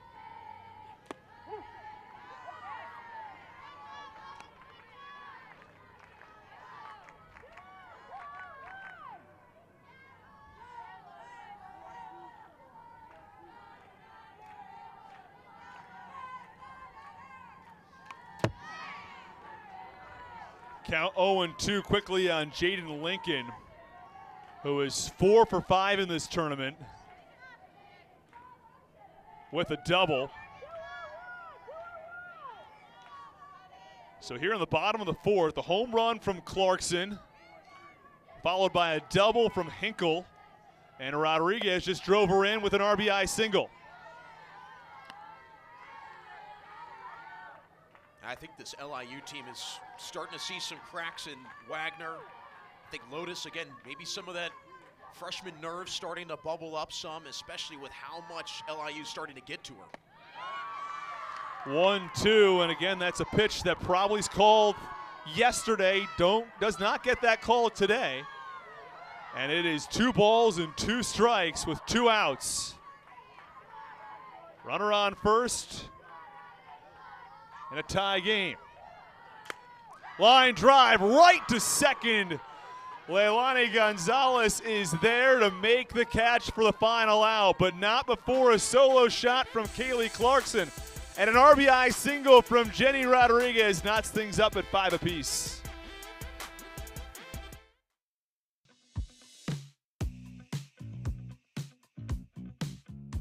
Behind the back shot there. That was incredible by Natalie Kudu. Burns, she got the kill. Blocked away. Oh, what a save. It's the bell all the way to the end zone. Touchdown. The 2025 FDU Knights Women's Basketball Conference champions. Piccolo's gonna try the shot. Oh, what a goal! Avon Prince from Chicago State wins the 800 meters. Davis tiptoes, nice steal. Here's Gordon in transition. Riley Ferretti wins the 2025 Cross Country Championship. And a dive and a catch by Ducatelli.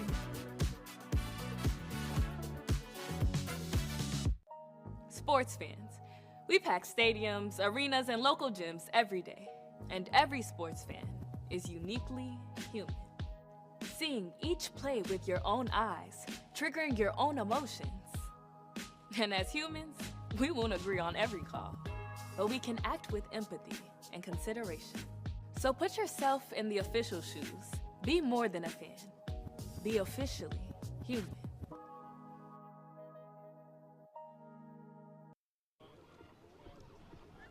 Become an NEC corporate partner today and elevate your brand while reaching NEC students, fans, and alumni. Simply visit the NEC's website at necsports.com and click on the corporate partners link to learn more. We go to the top of the fifth, even at 5 apiece.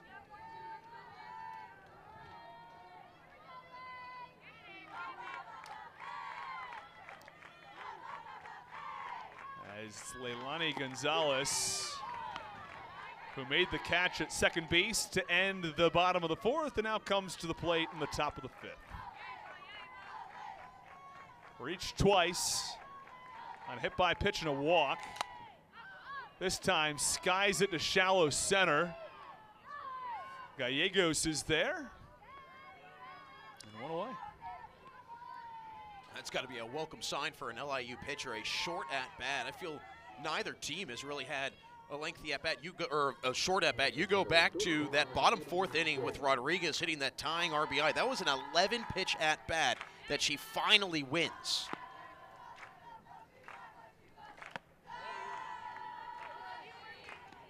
Fairbanks has now thrown 46 pitches through 3 innings.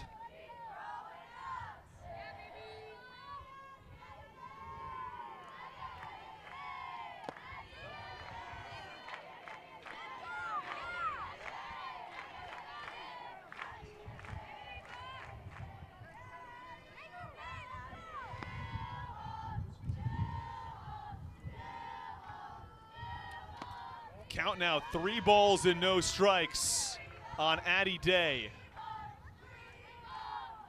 Taylor Reynolds was the 7-hitter, but Day pinch hit for her back in the 3rd inning. Right down the middle for a strike from Fairbanks. And Reynolds has really had a struggling season after an all-NEC first-team rookie year a year ago. Fly ball, right field. Villalta in perfect position, and they're 2 away. Really couldn't have been any better for Fairbanks to start this inning. Yeah, chance for a 1-2-3. That'd be a welcome sign for one of these 2 pitchers, especially for Fairbanks. She has really labored in this relief appearance. Only charged with 3 of the 5 runs because she inherited 2 runners on when there was a 3-run home run from Trujillo.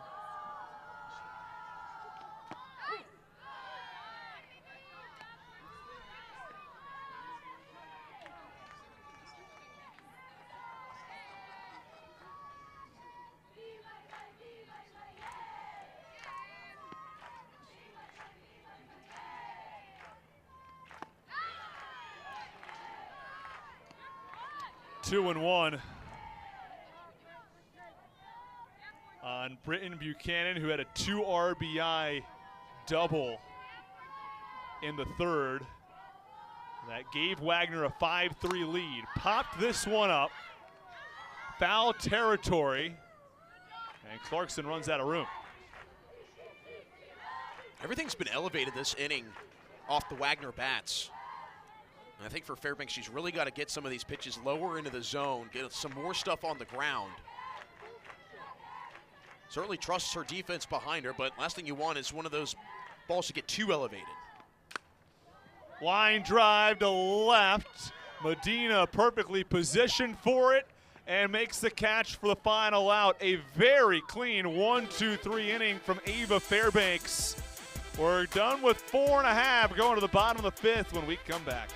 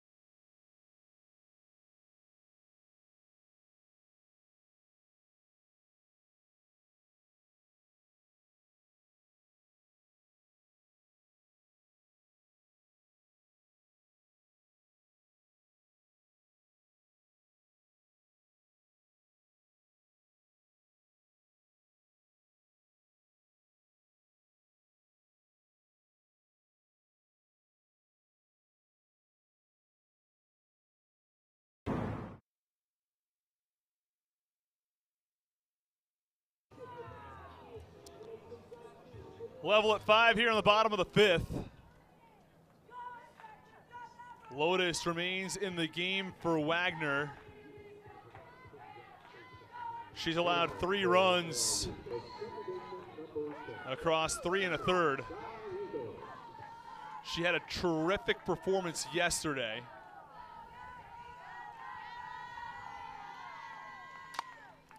Fly ball to right.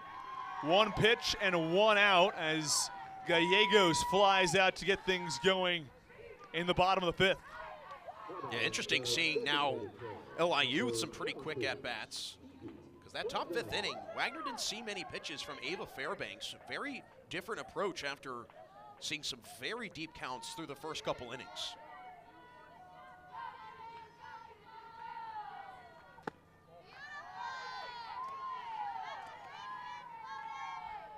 This game part of the winner's bracket. What's at stake? A win for either of these teams would propel them into the championship game, and they would have 2 chances to win. So they, even if they lose the first championship game, they win the second. Fly ball to right that I believe deflected off of a screen before it was caught in right by Reynolds. Off the building.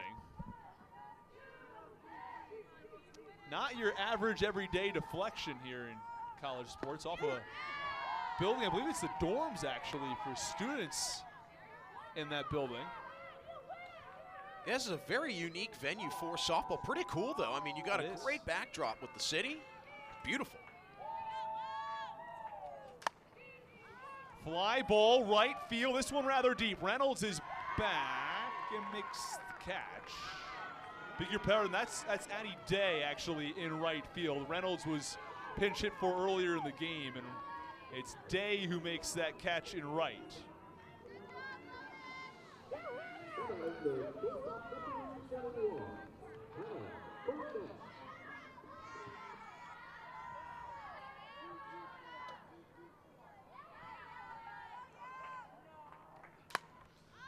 Fly ball to right.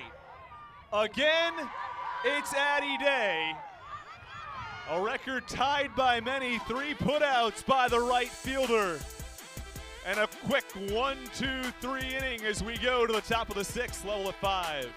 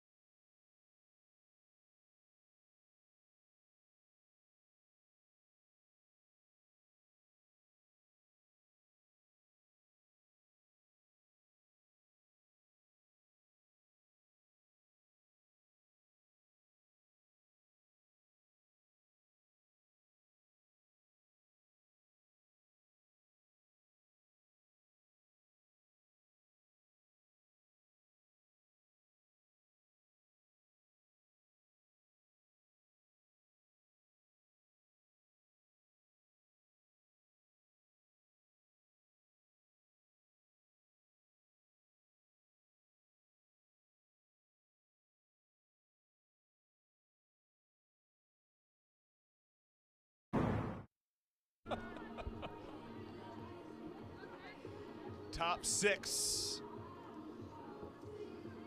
as the Wagner Seahawks will send 9-1 and 2 to the plate in a game tied at 5. That's Ava Fairbanks and her numbers so far.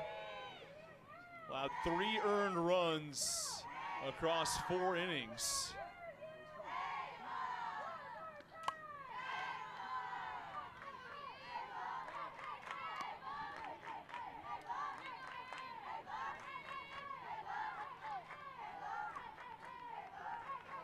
Naraki's still without an official at bat today.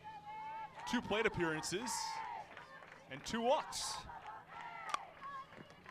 This one grounded over to second and quickly one away. 2 pitches and an out for Eva Fairbanks, which is exactly what she's looking for. Yeah, very quick start again to this inning. Very similar to the top of the 5th. If you're Wagner, I would take a couple pitches here. Top of the order, you got 1 out. Take a pitch or 2 from Fairbanks, see what she has to offer. Wagner's had success when they've seen more pitches. Called strike on Janice Morales. 64 pitches for Eva Fairbanks. Here in the 6th inning. Came in for Sarah Wall back in the 1st after just 3 batters. Yeah, what an interesting start to this game. Both teams' starting pitchers don't survive the 1st inning. And it's been the relief pitching that has kind of had to carry the torch the rest of the way and really have both navigated well.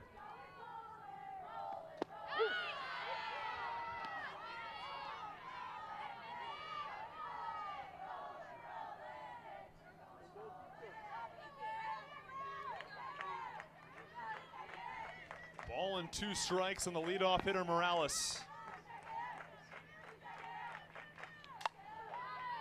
Popped it up. Center fielder Hinkle calls everyone else off. And there are 2 away.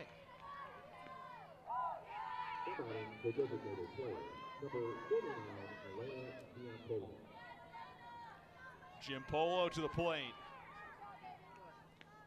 Walked, double, and struck out.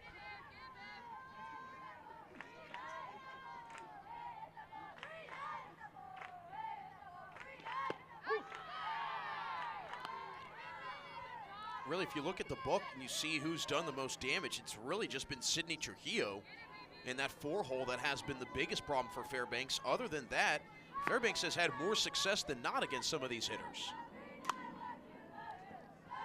Line foul, 0-2.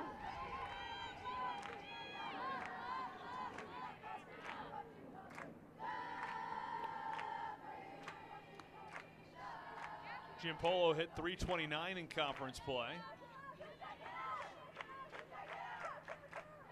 Trying to keep this inning alive with 2 outs in the top of the 6th. 1-2. Now, if Fairbanks gets out of this, it's not going to be easy necessarily in the 7th. She'll face 3, 4, and 5 in the Seahawks order.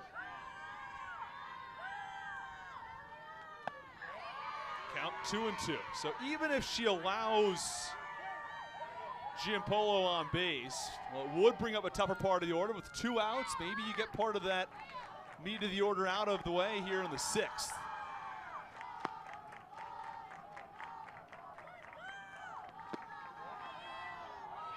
Three balls and 2 strikes.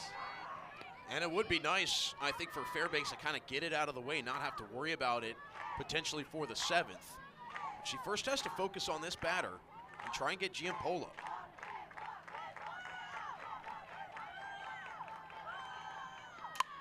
Line drive, shallow center. It drops for a base hit.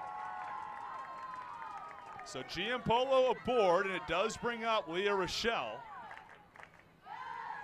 And no surprise, in that bat where you see 5, 6, 7 different pitches, Wagner's eventually able to get to Fairbanks. Naraki saw 2 pitches, grounds out. Morales saw 3, 4 pitches, she flies out. So the key has been see as many as you can from Fairbanks. Sun back out here in Brooklyn as the field just lit up. Partly cloudy, but the sun emerging. A lot of sun on the first 2 days of this tournament. The weather has been terrific. We hope for more good weather tomorrow. Yeah, I mentioned to you, Austin, can't remember the last time to start the NEC softball tournament where back-to-back days have been nice. Usually the rain comes either on Thursday or Friday. We're very much hoping it stays away tomorrow.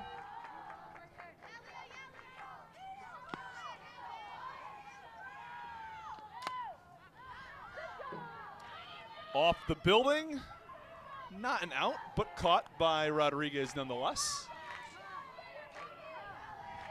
You know, if we were playing banana ball, that yeah, probably would be an out. See, it did cross my mind. Yeah, I'm sure someone at home's thinking it too. You gotta hope that glass is pretty strong, right? You would hope, yeah, you would hope.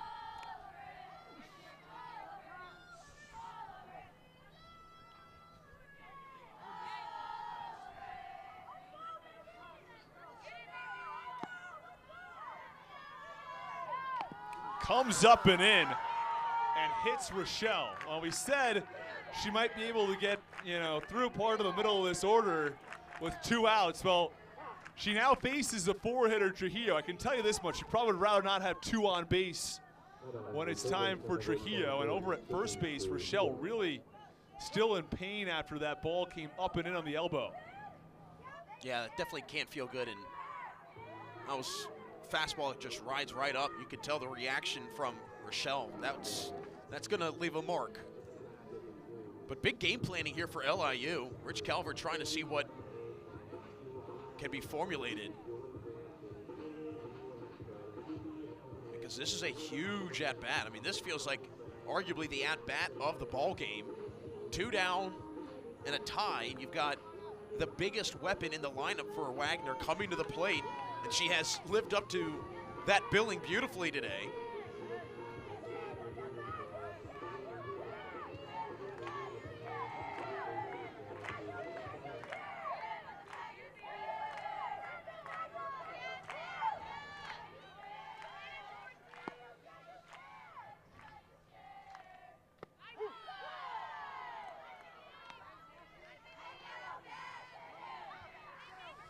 Giampolo on second. And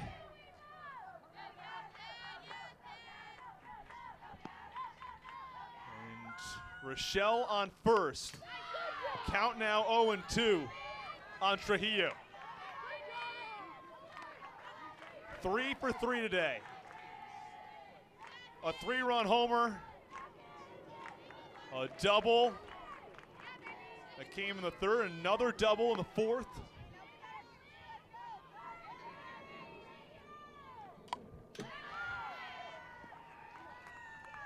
Remains 0-2. And really getting it a chase.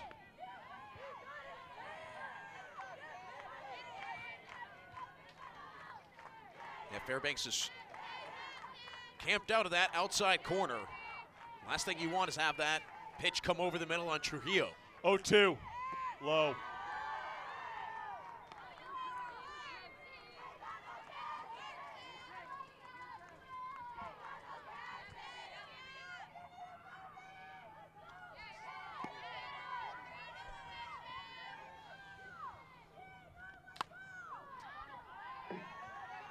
Hits the glass once again. Rodriguez lets that one bounce before catching it. So far, a 6-pitch at bat.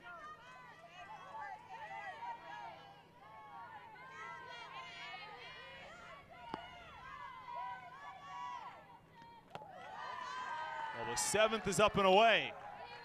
Fairbanks got a couple of quick outs, a ground out, a fly out.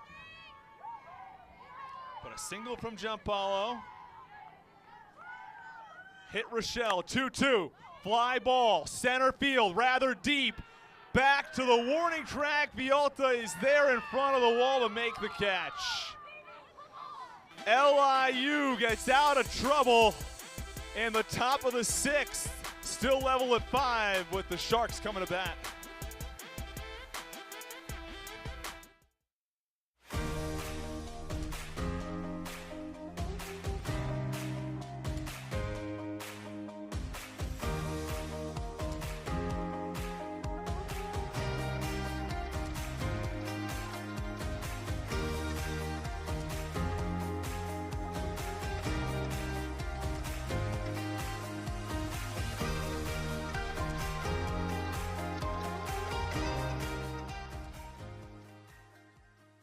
Long Island University, accelerating the exceptional. 39 Division I teams, one of the most in the NCAA.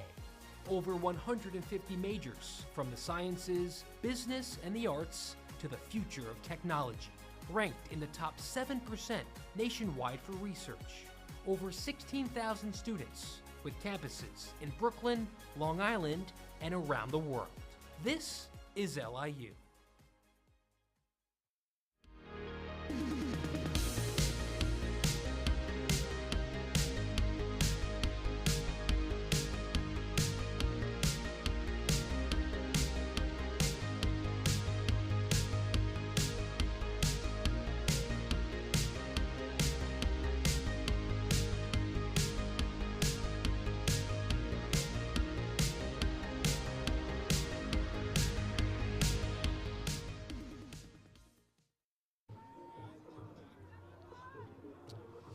Bottom 6, that's Samantha Lotus, 4 1/3 innings, 3 runs, 6 hits.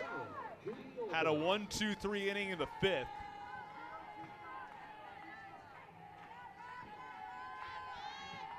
And pitch to Vialta is a strike. Zavala allowed 2 runs through just 2/3 of an inning in the first, before she was taken out in favor of Lotus. Lotus had a great appearance yesterday. Came in relief of Zavala. 9 up and 9 down.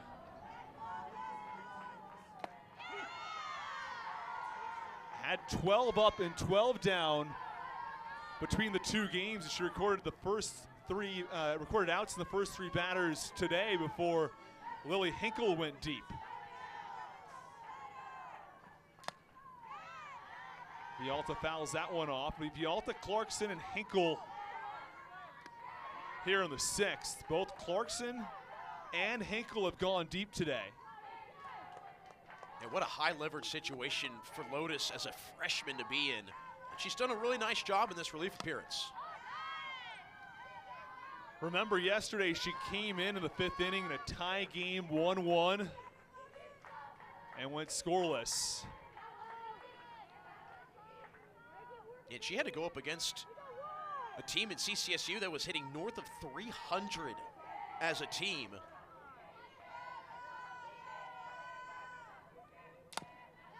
Tapped foul.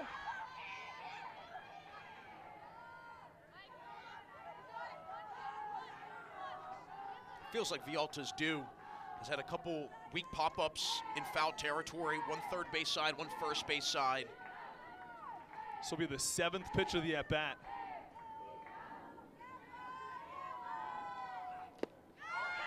Check swing, did she go? No, she did not. It's the first base umpire, Rich Landry, making the call.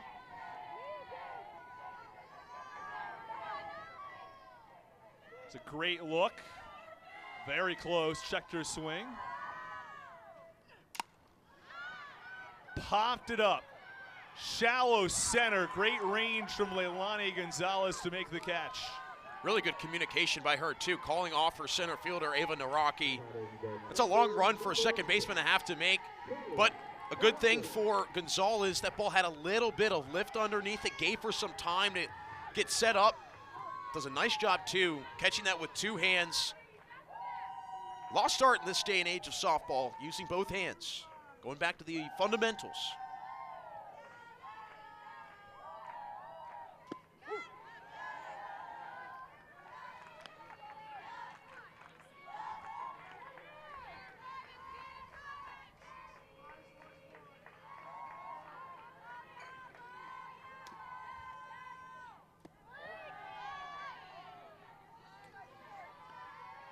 Ball on a strike on Kaylee Clarkson, who hit a solo home run back in the 4th inning. Had 6 in the regular season, now adds 1 here in the postseason. She was one of the top home run hitters during the regular season in the NEC, and when you get that type of pop from your 9-hole, it's kind of like a pseudo leadoff batter, essentially. Right. 2-2. Been impressed with Lotus working the inside and the low part of the zone here. First time we've seen her really kind of live at this lower part after setting up shop on the outside. He's not getting the calls from home plate umpire Lloyd Ingerson, so had to make an adjustment. 2-2. Tried to get her to chase upstairs. Count runs full.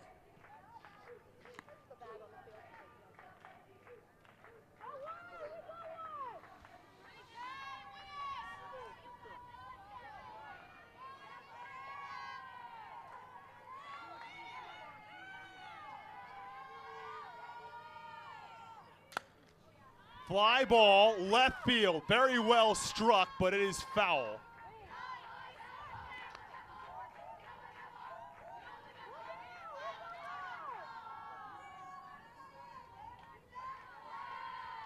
It's reminiscent of her last home run ball that was right down the line. Extra bases possibly, but nicely cut off by Rochelle to prevent a double from Kaylee Clarkson. Rochelle playing very deep there in left field, and it ends up paying off for the left fielder. Well, I think Rochelle knew, I can't let anything get over my head with how Clarkson's last at-bat was, but good bit of hitting, a good fight by Clarkson, and again, sets the table here for the NEC Player of the Year.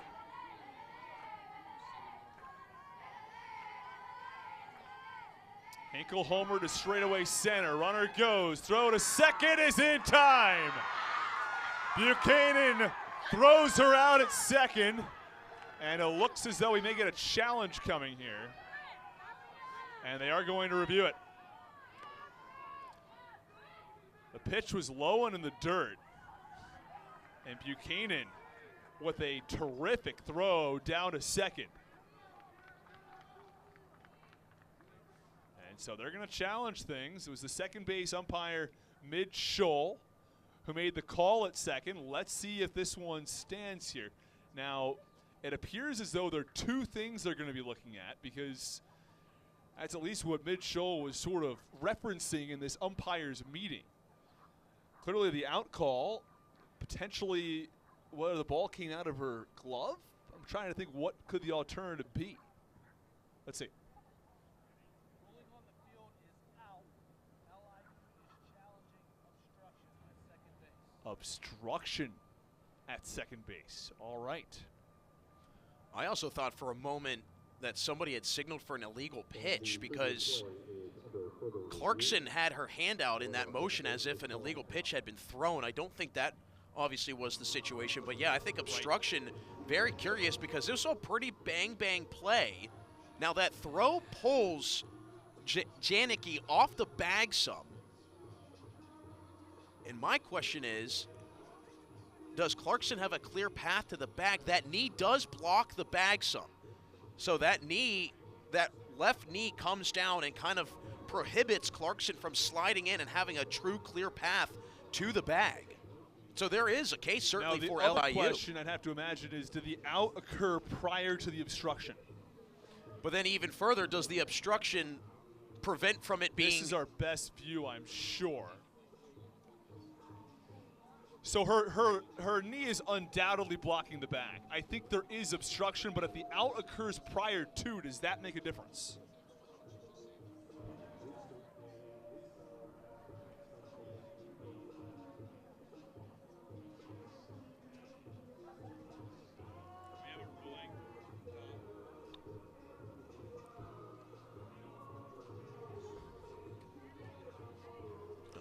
This feels like a really big call.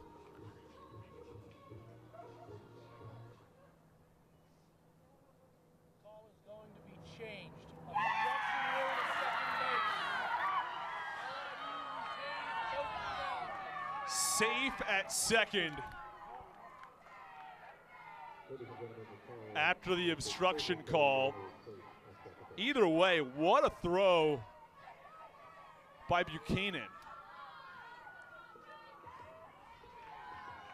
Great throw and really great effort by Janicki to smother that ball. That ball looked like it was going to turn into center field, would have given Clarkson a little bit of wiggle room to take off for third. But now Wagner has to kind of reconfigure itself after a call going against it. You got the top of the order, and again, the player of the year at the plate with the go-ahead run in scoring position.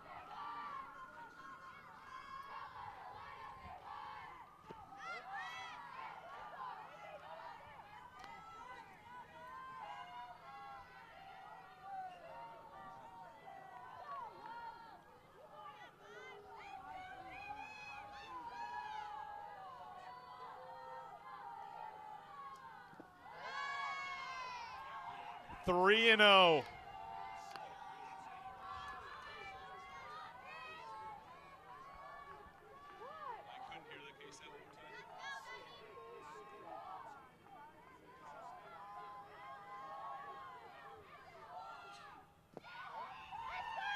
A 4-pitch walk.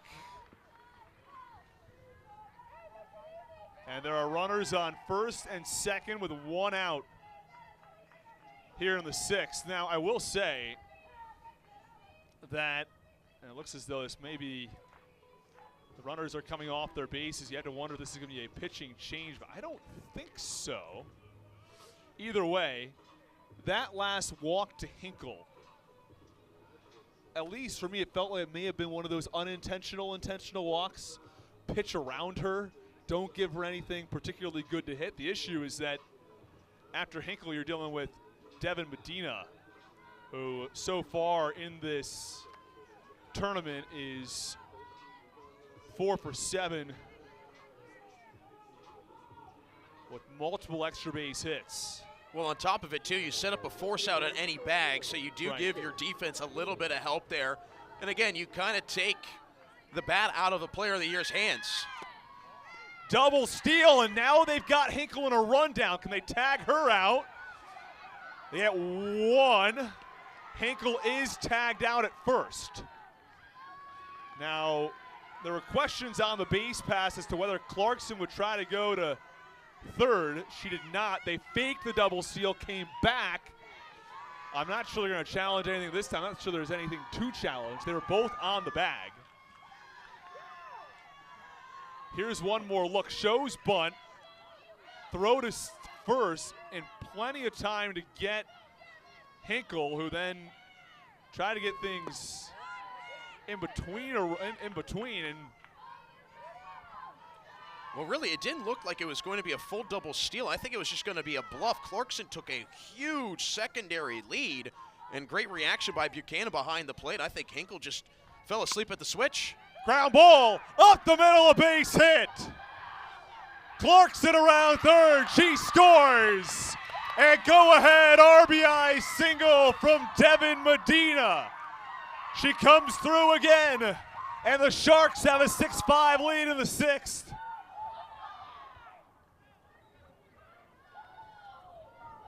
What a response by LIU. After a base running blunder, another ball just low in the zone, dribble it up the middle. Good effort by Naraki, but you could tell the fierce intensity from Clarkson and company, knowing that all of a sudden, 3 outs from punching a ticket to a championship game.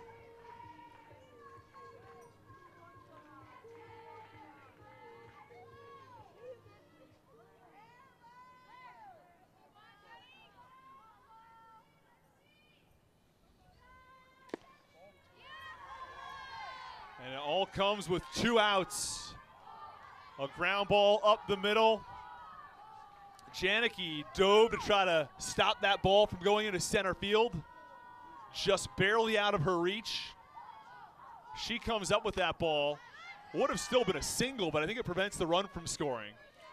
Well, I think that was a huge shift in the momentum. And again, it feels that Wagner's sails were knocked out a little bit because that was a big play made over at first to get that runner in Hinkle off the base path and to give those 2 outs, but then a really good response by Medina. Just foul. Now, when the 2 bat runners were on the same base, I don't know if it would have been possible. I guess no matter what, there's going to be a runner on second. You can't get 2 outs with the 2 players in the base. You only get 1. So you couldn't have really forced Hinkle back to first and instead tagged out Clarkson. Fly ball to left. This should do it. Rochelle is there and makes the catch for the final out, but not before LIU takes a 6-5 lead. Devin Medina, a base hit, scores Clarkson, and the Sharks will try to close things out in the 7th when we come back.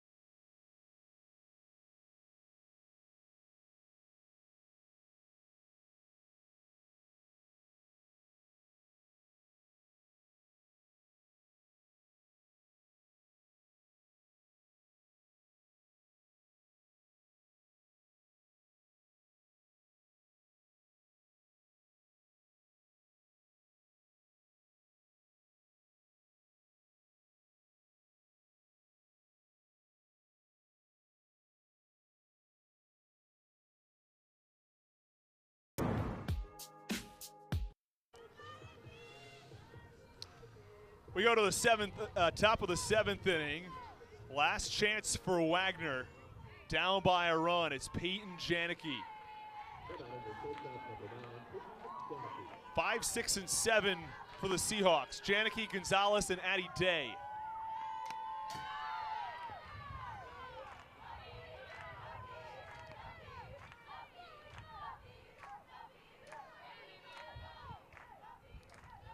Oh for 3 so far.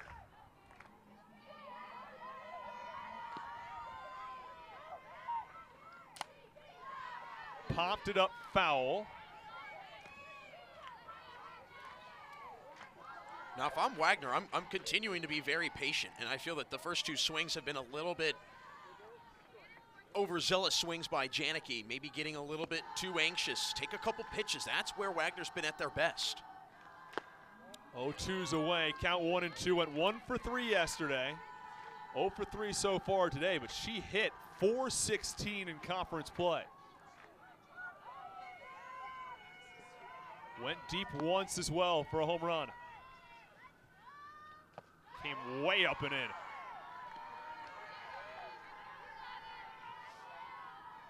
This is not a Wagner team that hits a lot of home runs. Trujillo went deep earlier today. On the season, that was just the 7th home run this team has hit. Fly ball, right field. Villalta is there. There's one out.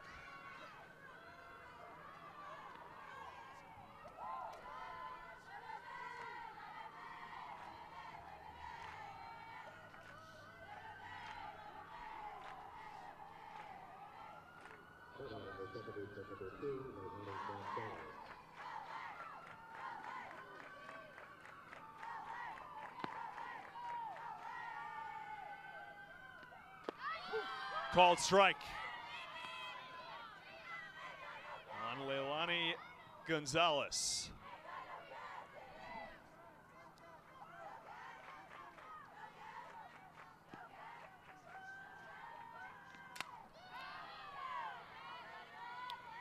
Popped up foul, count 0 and 2 on Gonzalez.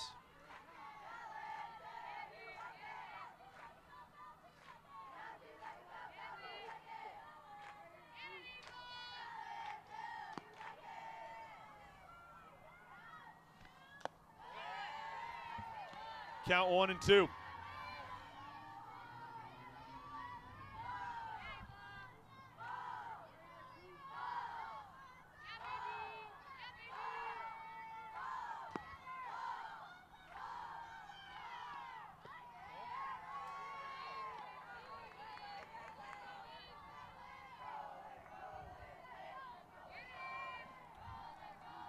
This is also a pretty long appearance for Fairbanks. She hasn't gone more than 4 innings since April 26th, so it's been a couple weeks since she's had to go this long. Count runs full. And it makes you wonder if fatigue sets in. And again, Gonzalez with a nice lengthy at-bat, seeing a lot of pitches, seeing a lot of offerings. This is where Wagner has had so much success against Fairbanks. It's been early in counts where Fairbanks has had the success. 3-2, foul back.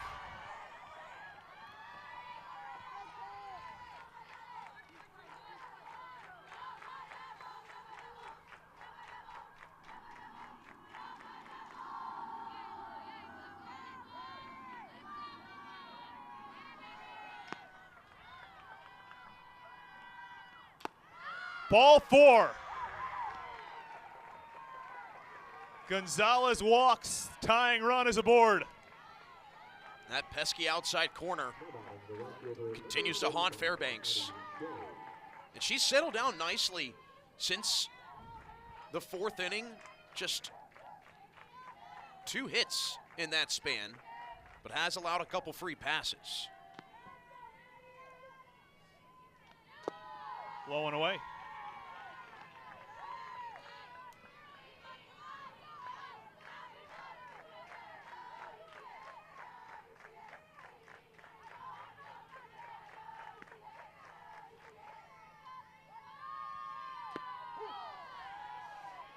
Clips the outside corner, count a ball and a strike.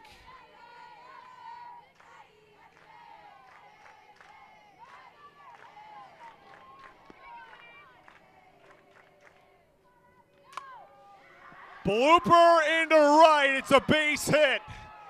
Day from first to third, the throw's offline. Meanwhile, Day goes to second, or beg your pardon, it was Gonzalez to third, Day to second. There are 2 in scoring position with just 1 out. Well, no lead is safe, that's for sure. And good heads up by LIU's defense because nobody was covering home. That ball got away from Lincoln at third. had Gonzalez taken maybe an extra 2 steps past the bag, she maybe makes an attempt for home. Right. And there's, again, nobody covering home. So that was a big heads-up play by LIU to make sure that that does not occur. What is also brought into the conversation is how aggressive do they want to be with Gonzalez at third? Is that if there's a ground ball, I think you're going. If there's a fly ball, a pop-up, how deep does it have to be to give her a shot to go home? Yeah, you can see there on the replay, Clarkson leaves home plate, and there's nobody there covering. Good awareness by Rodriguez to come from first, but again, that could have been really even more disastrous.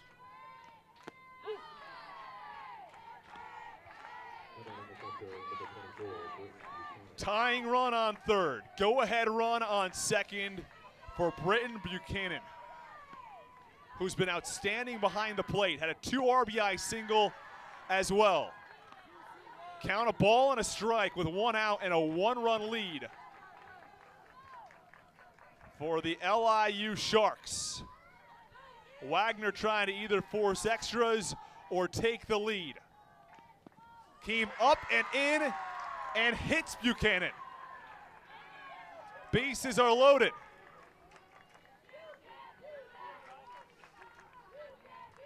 And now that's not the worst thing for Fairbanks. Now creates a force at every base. Problem is, though, you've got the soon-to-be top of the order looming in the distance. And like you said, Austin, all you really have to do if you're Wagner is hit this ball out of the infield fairly deep. And really, I mean, if you go to right, Vialta's arm hasn't really been tested much today. Hinkle's arm has been tested some, but that's about it.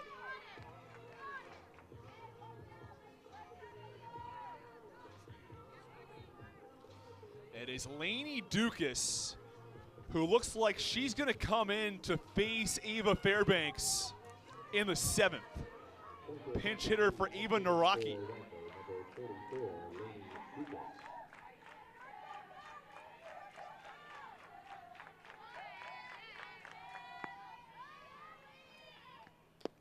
Slow and away.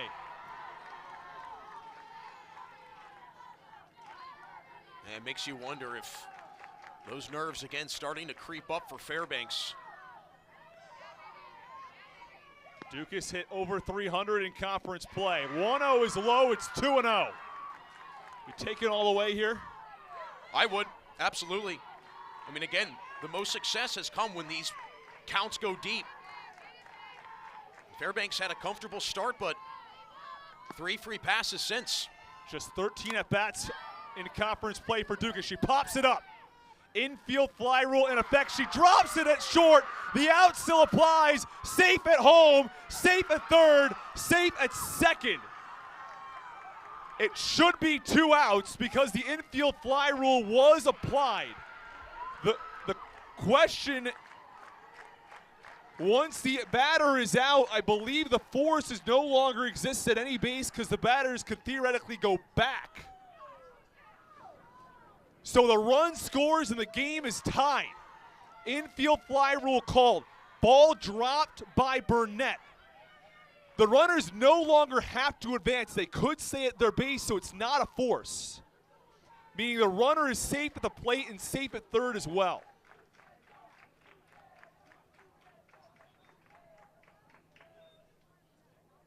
What a huge, huge shift in this one.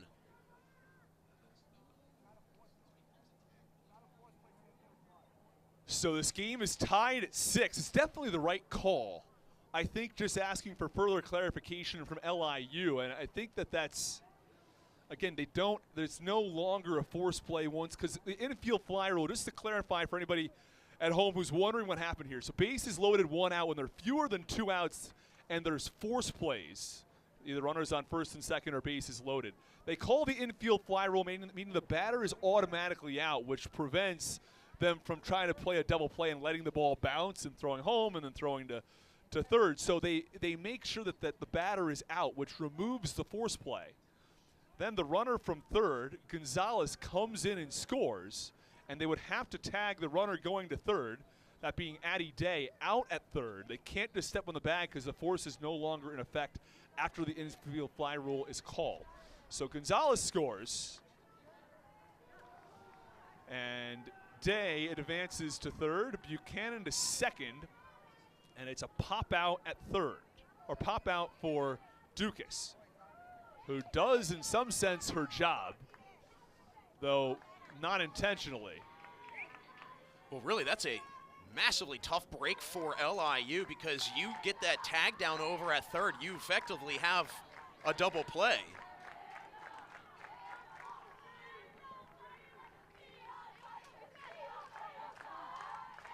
Do have a substitution. So Buchanan comes out. Zoe Totaro comes in as a pinch runner for Buchanan at second. 26 for 24.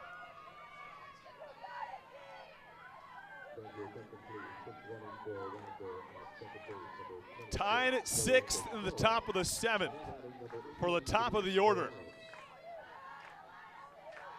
If you're LIU, you got to flush the last sequence, because the last thing you want is have that sitting in the back of your mind.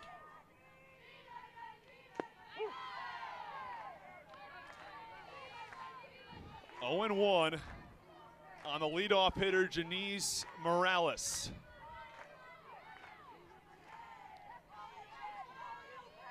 Without a hit so far, 0 for 4 on the day, 1 and 1.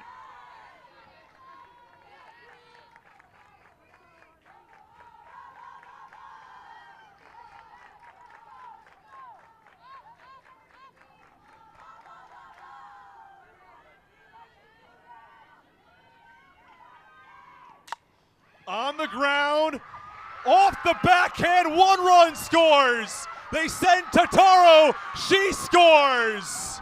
A 2 RBI single from Janice Morales. And Wagner has seized an 8-6 lead.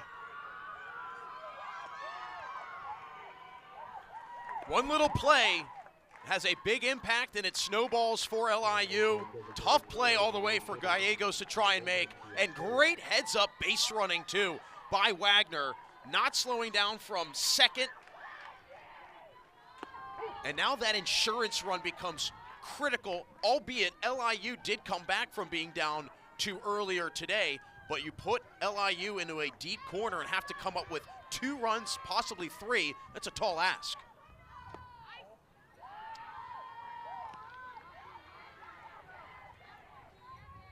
Ball and a strike on Giampaolo.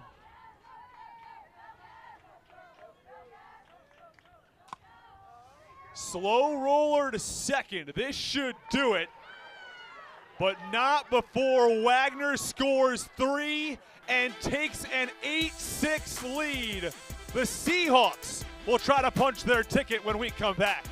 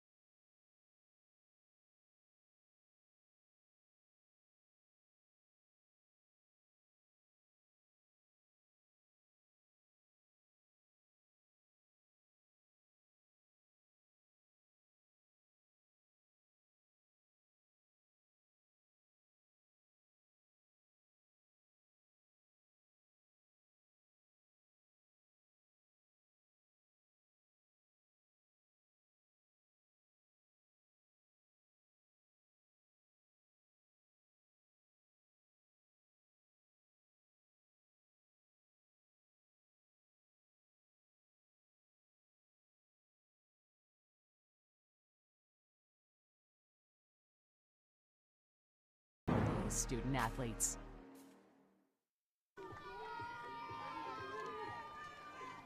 Bottom 7, 8-6 Seahawks after a 3-run top of the 7th. 2 RBI single from Janice Morales gave them the lead. After Gonzalez scored on an infield fly rule chaos to tie the game. 4, 5, and 6 in the LIU order. Jaden Lincoln, Samantha Gallegos, and Gigi Clavel. Just away on the 1-0. It's 2-0. And what a way to redeem yourself if you are Lincoln after the miscue at third on that infield fly rule to start things off here in the bottom of the 7th, getting aboard.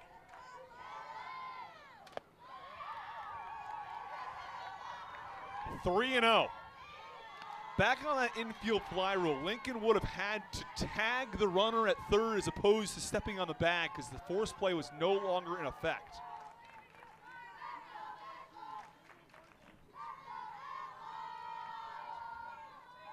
It would have tied the game nonetheless, as the runner had scored at home, the runner being Leilani Gonzalez, but still would have prevented the inning from going on, continuing. Would have been tied at 6.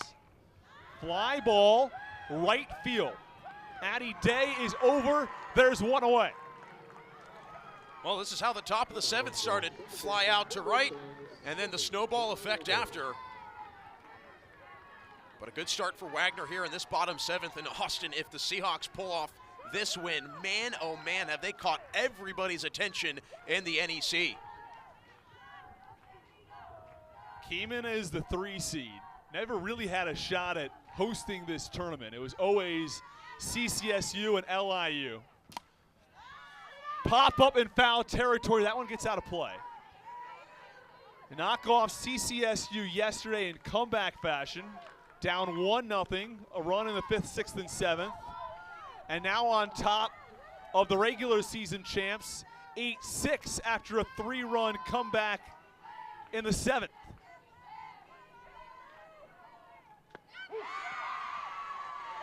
Oh, 2.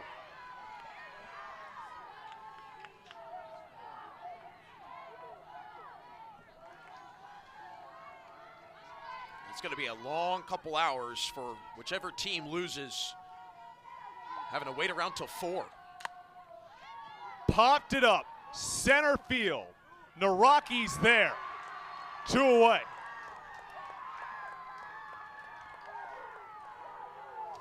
And now it's Gigi Clavel, who's had a big day today. A 2 RBI single in the 1st. Had another hit in the 3rd. It's her 4th at bat here in the 7th.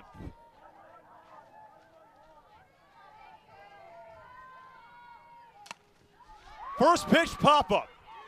Gonzalez calls everyone off, and the Seahawks are going to the NEC Championship Game.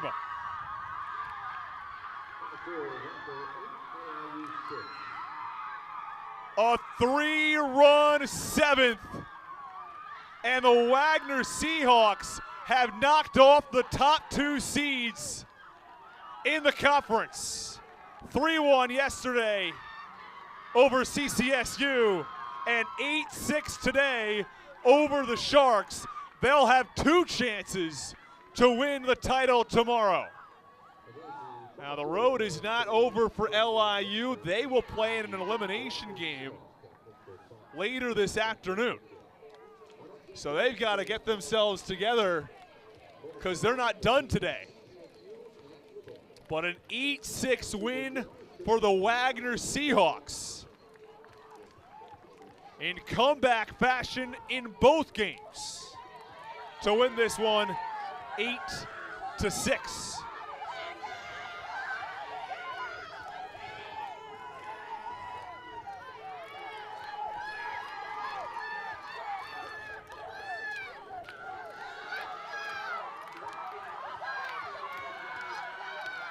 Hey fans, today's player of the game is brought to you by Legend Rings. It's the preferred championship ring provider for the Northeast Conference. Visit legendrings.com to learn more about the leader in custom championship rings.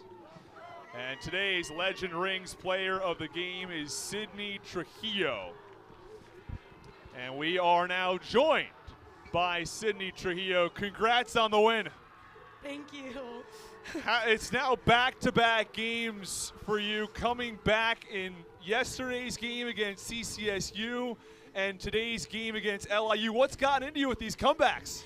I just think it's trusting our whole team and knowing that everybody on the bench, everybody in the field, we can all come in and make the most of these big moments. Addie Day, she really was a game changer for us today. So it's just trusting everybody on the team.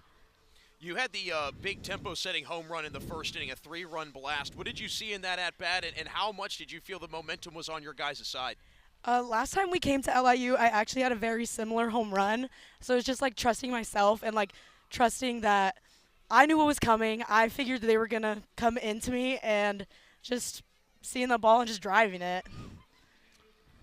You guys are now moving on to the championship game. What's the mentality going into tomorrow's matchup?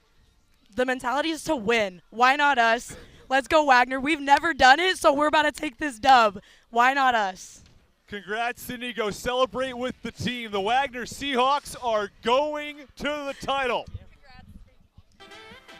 Another comeback win in back-to-back games now for the Seahawks.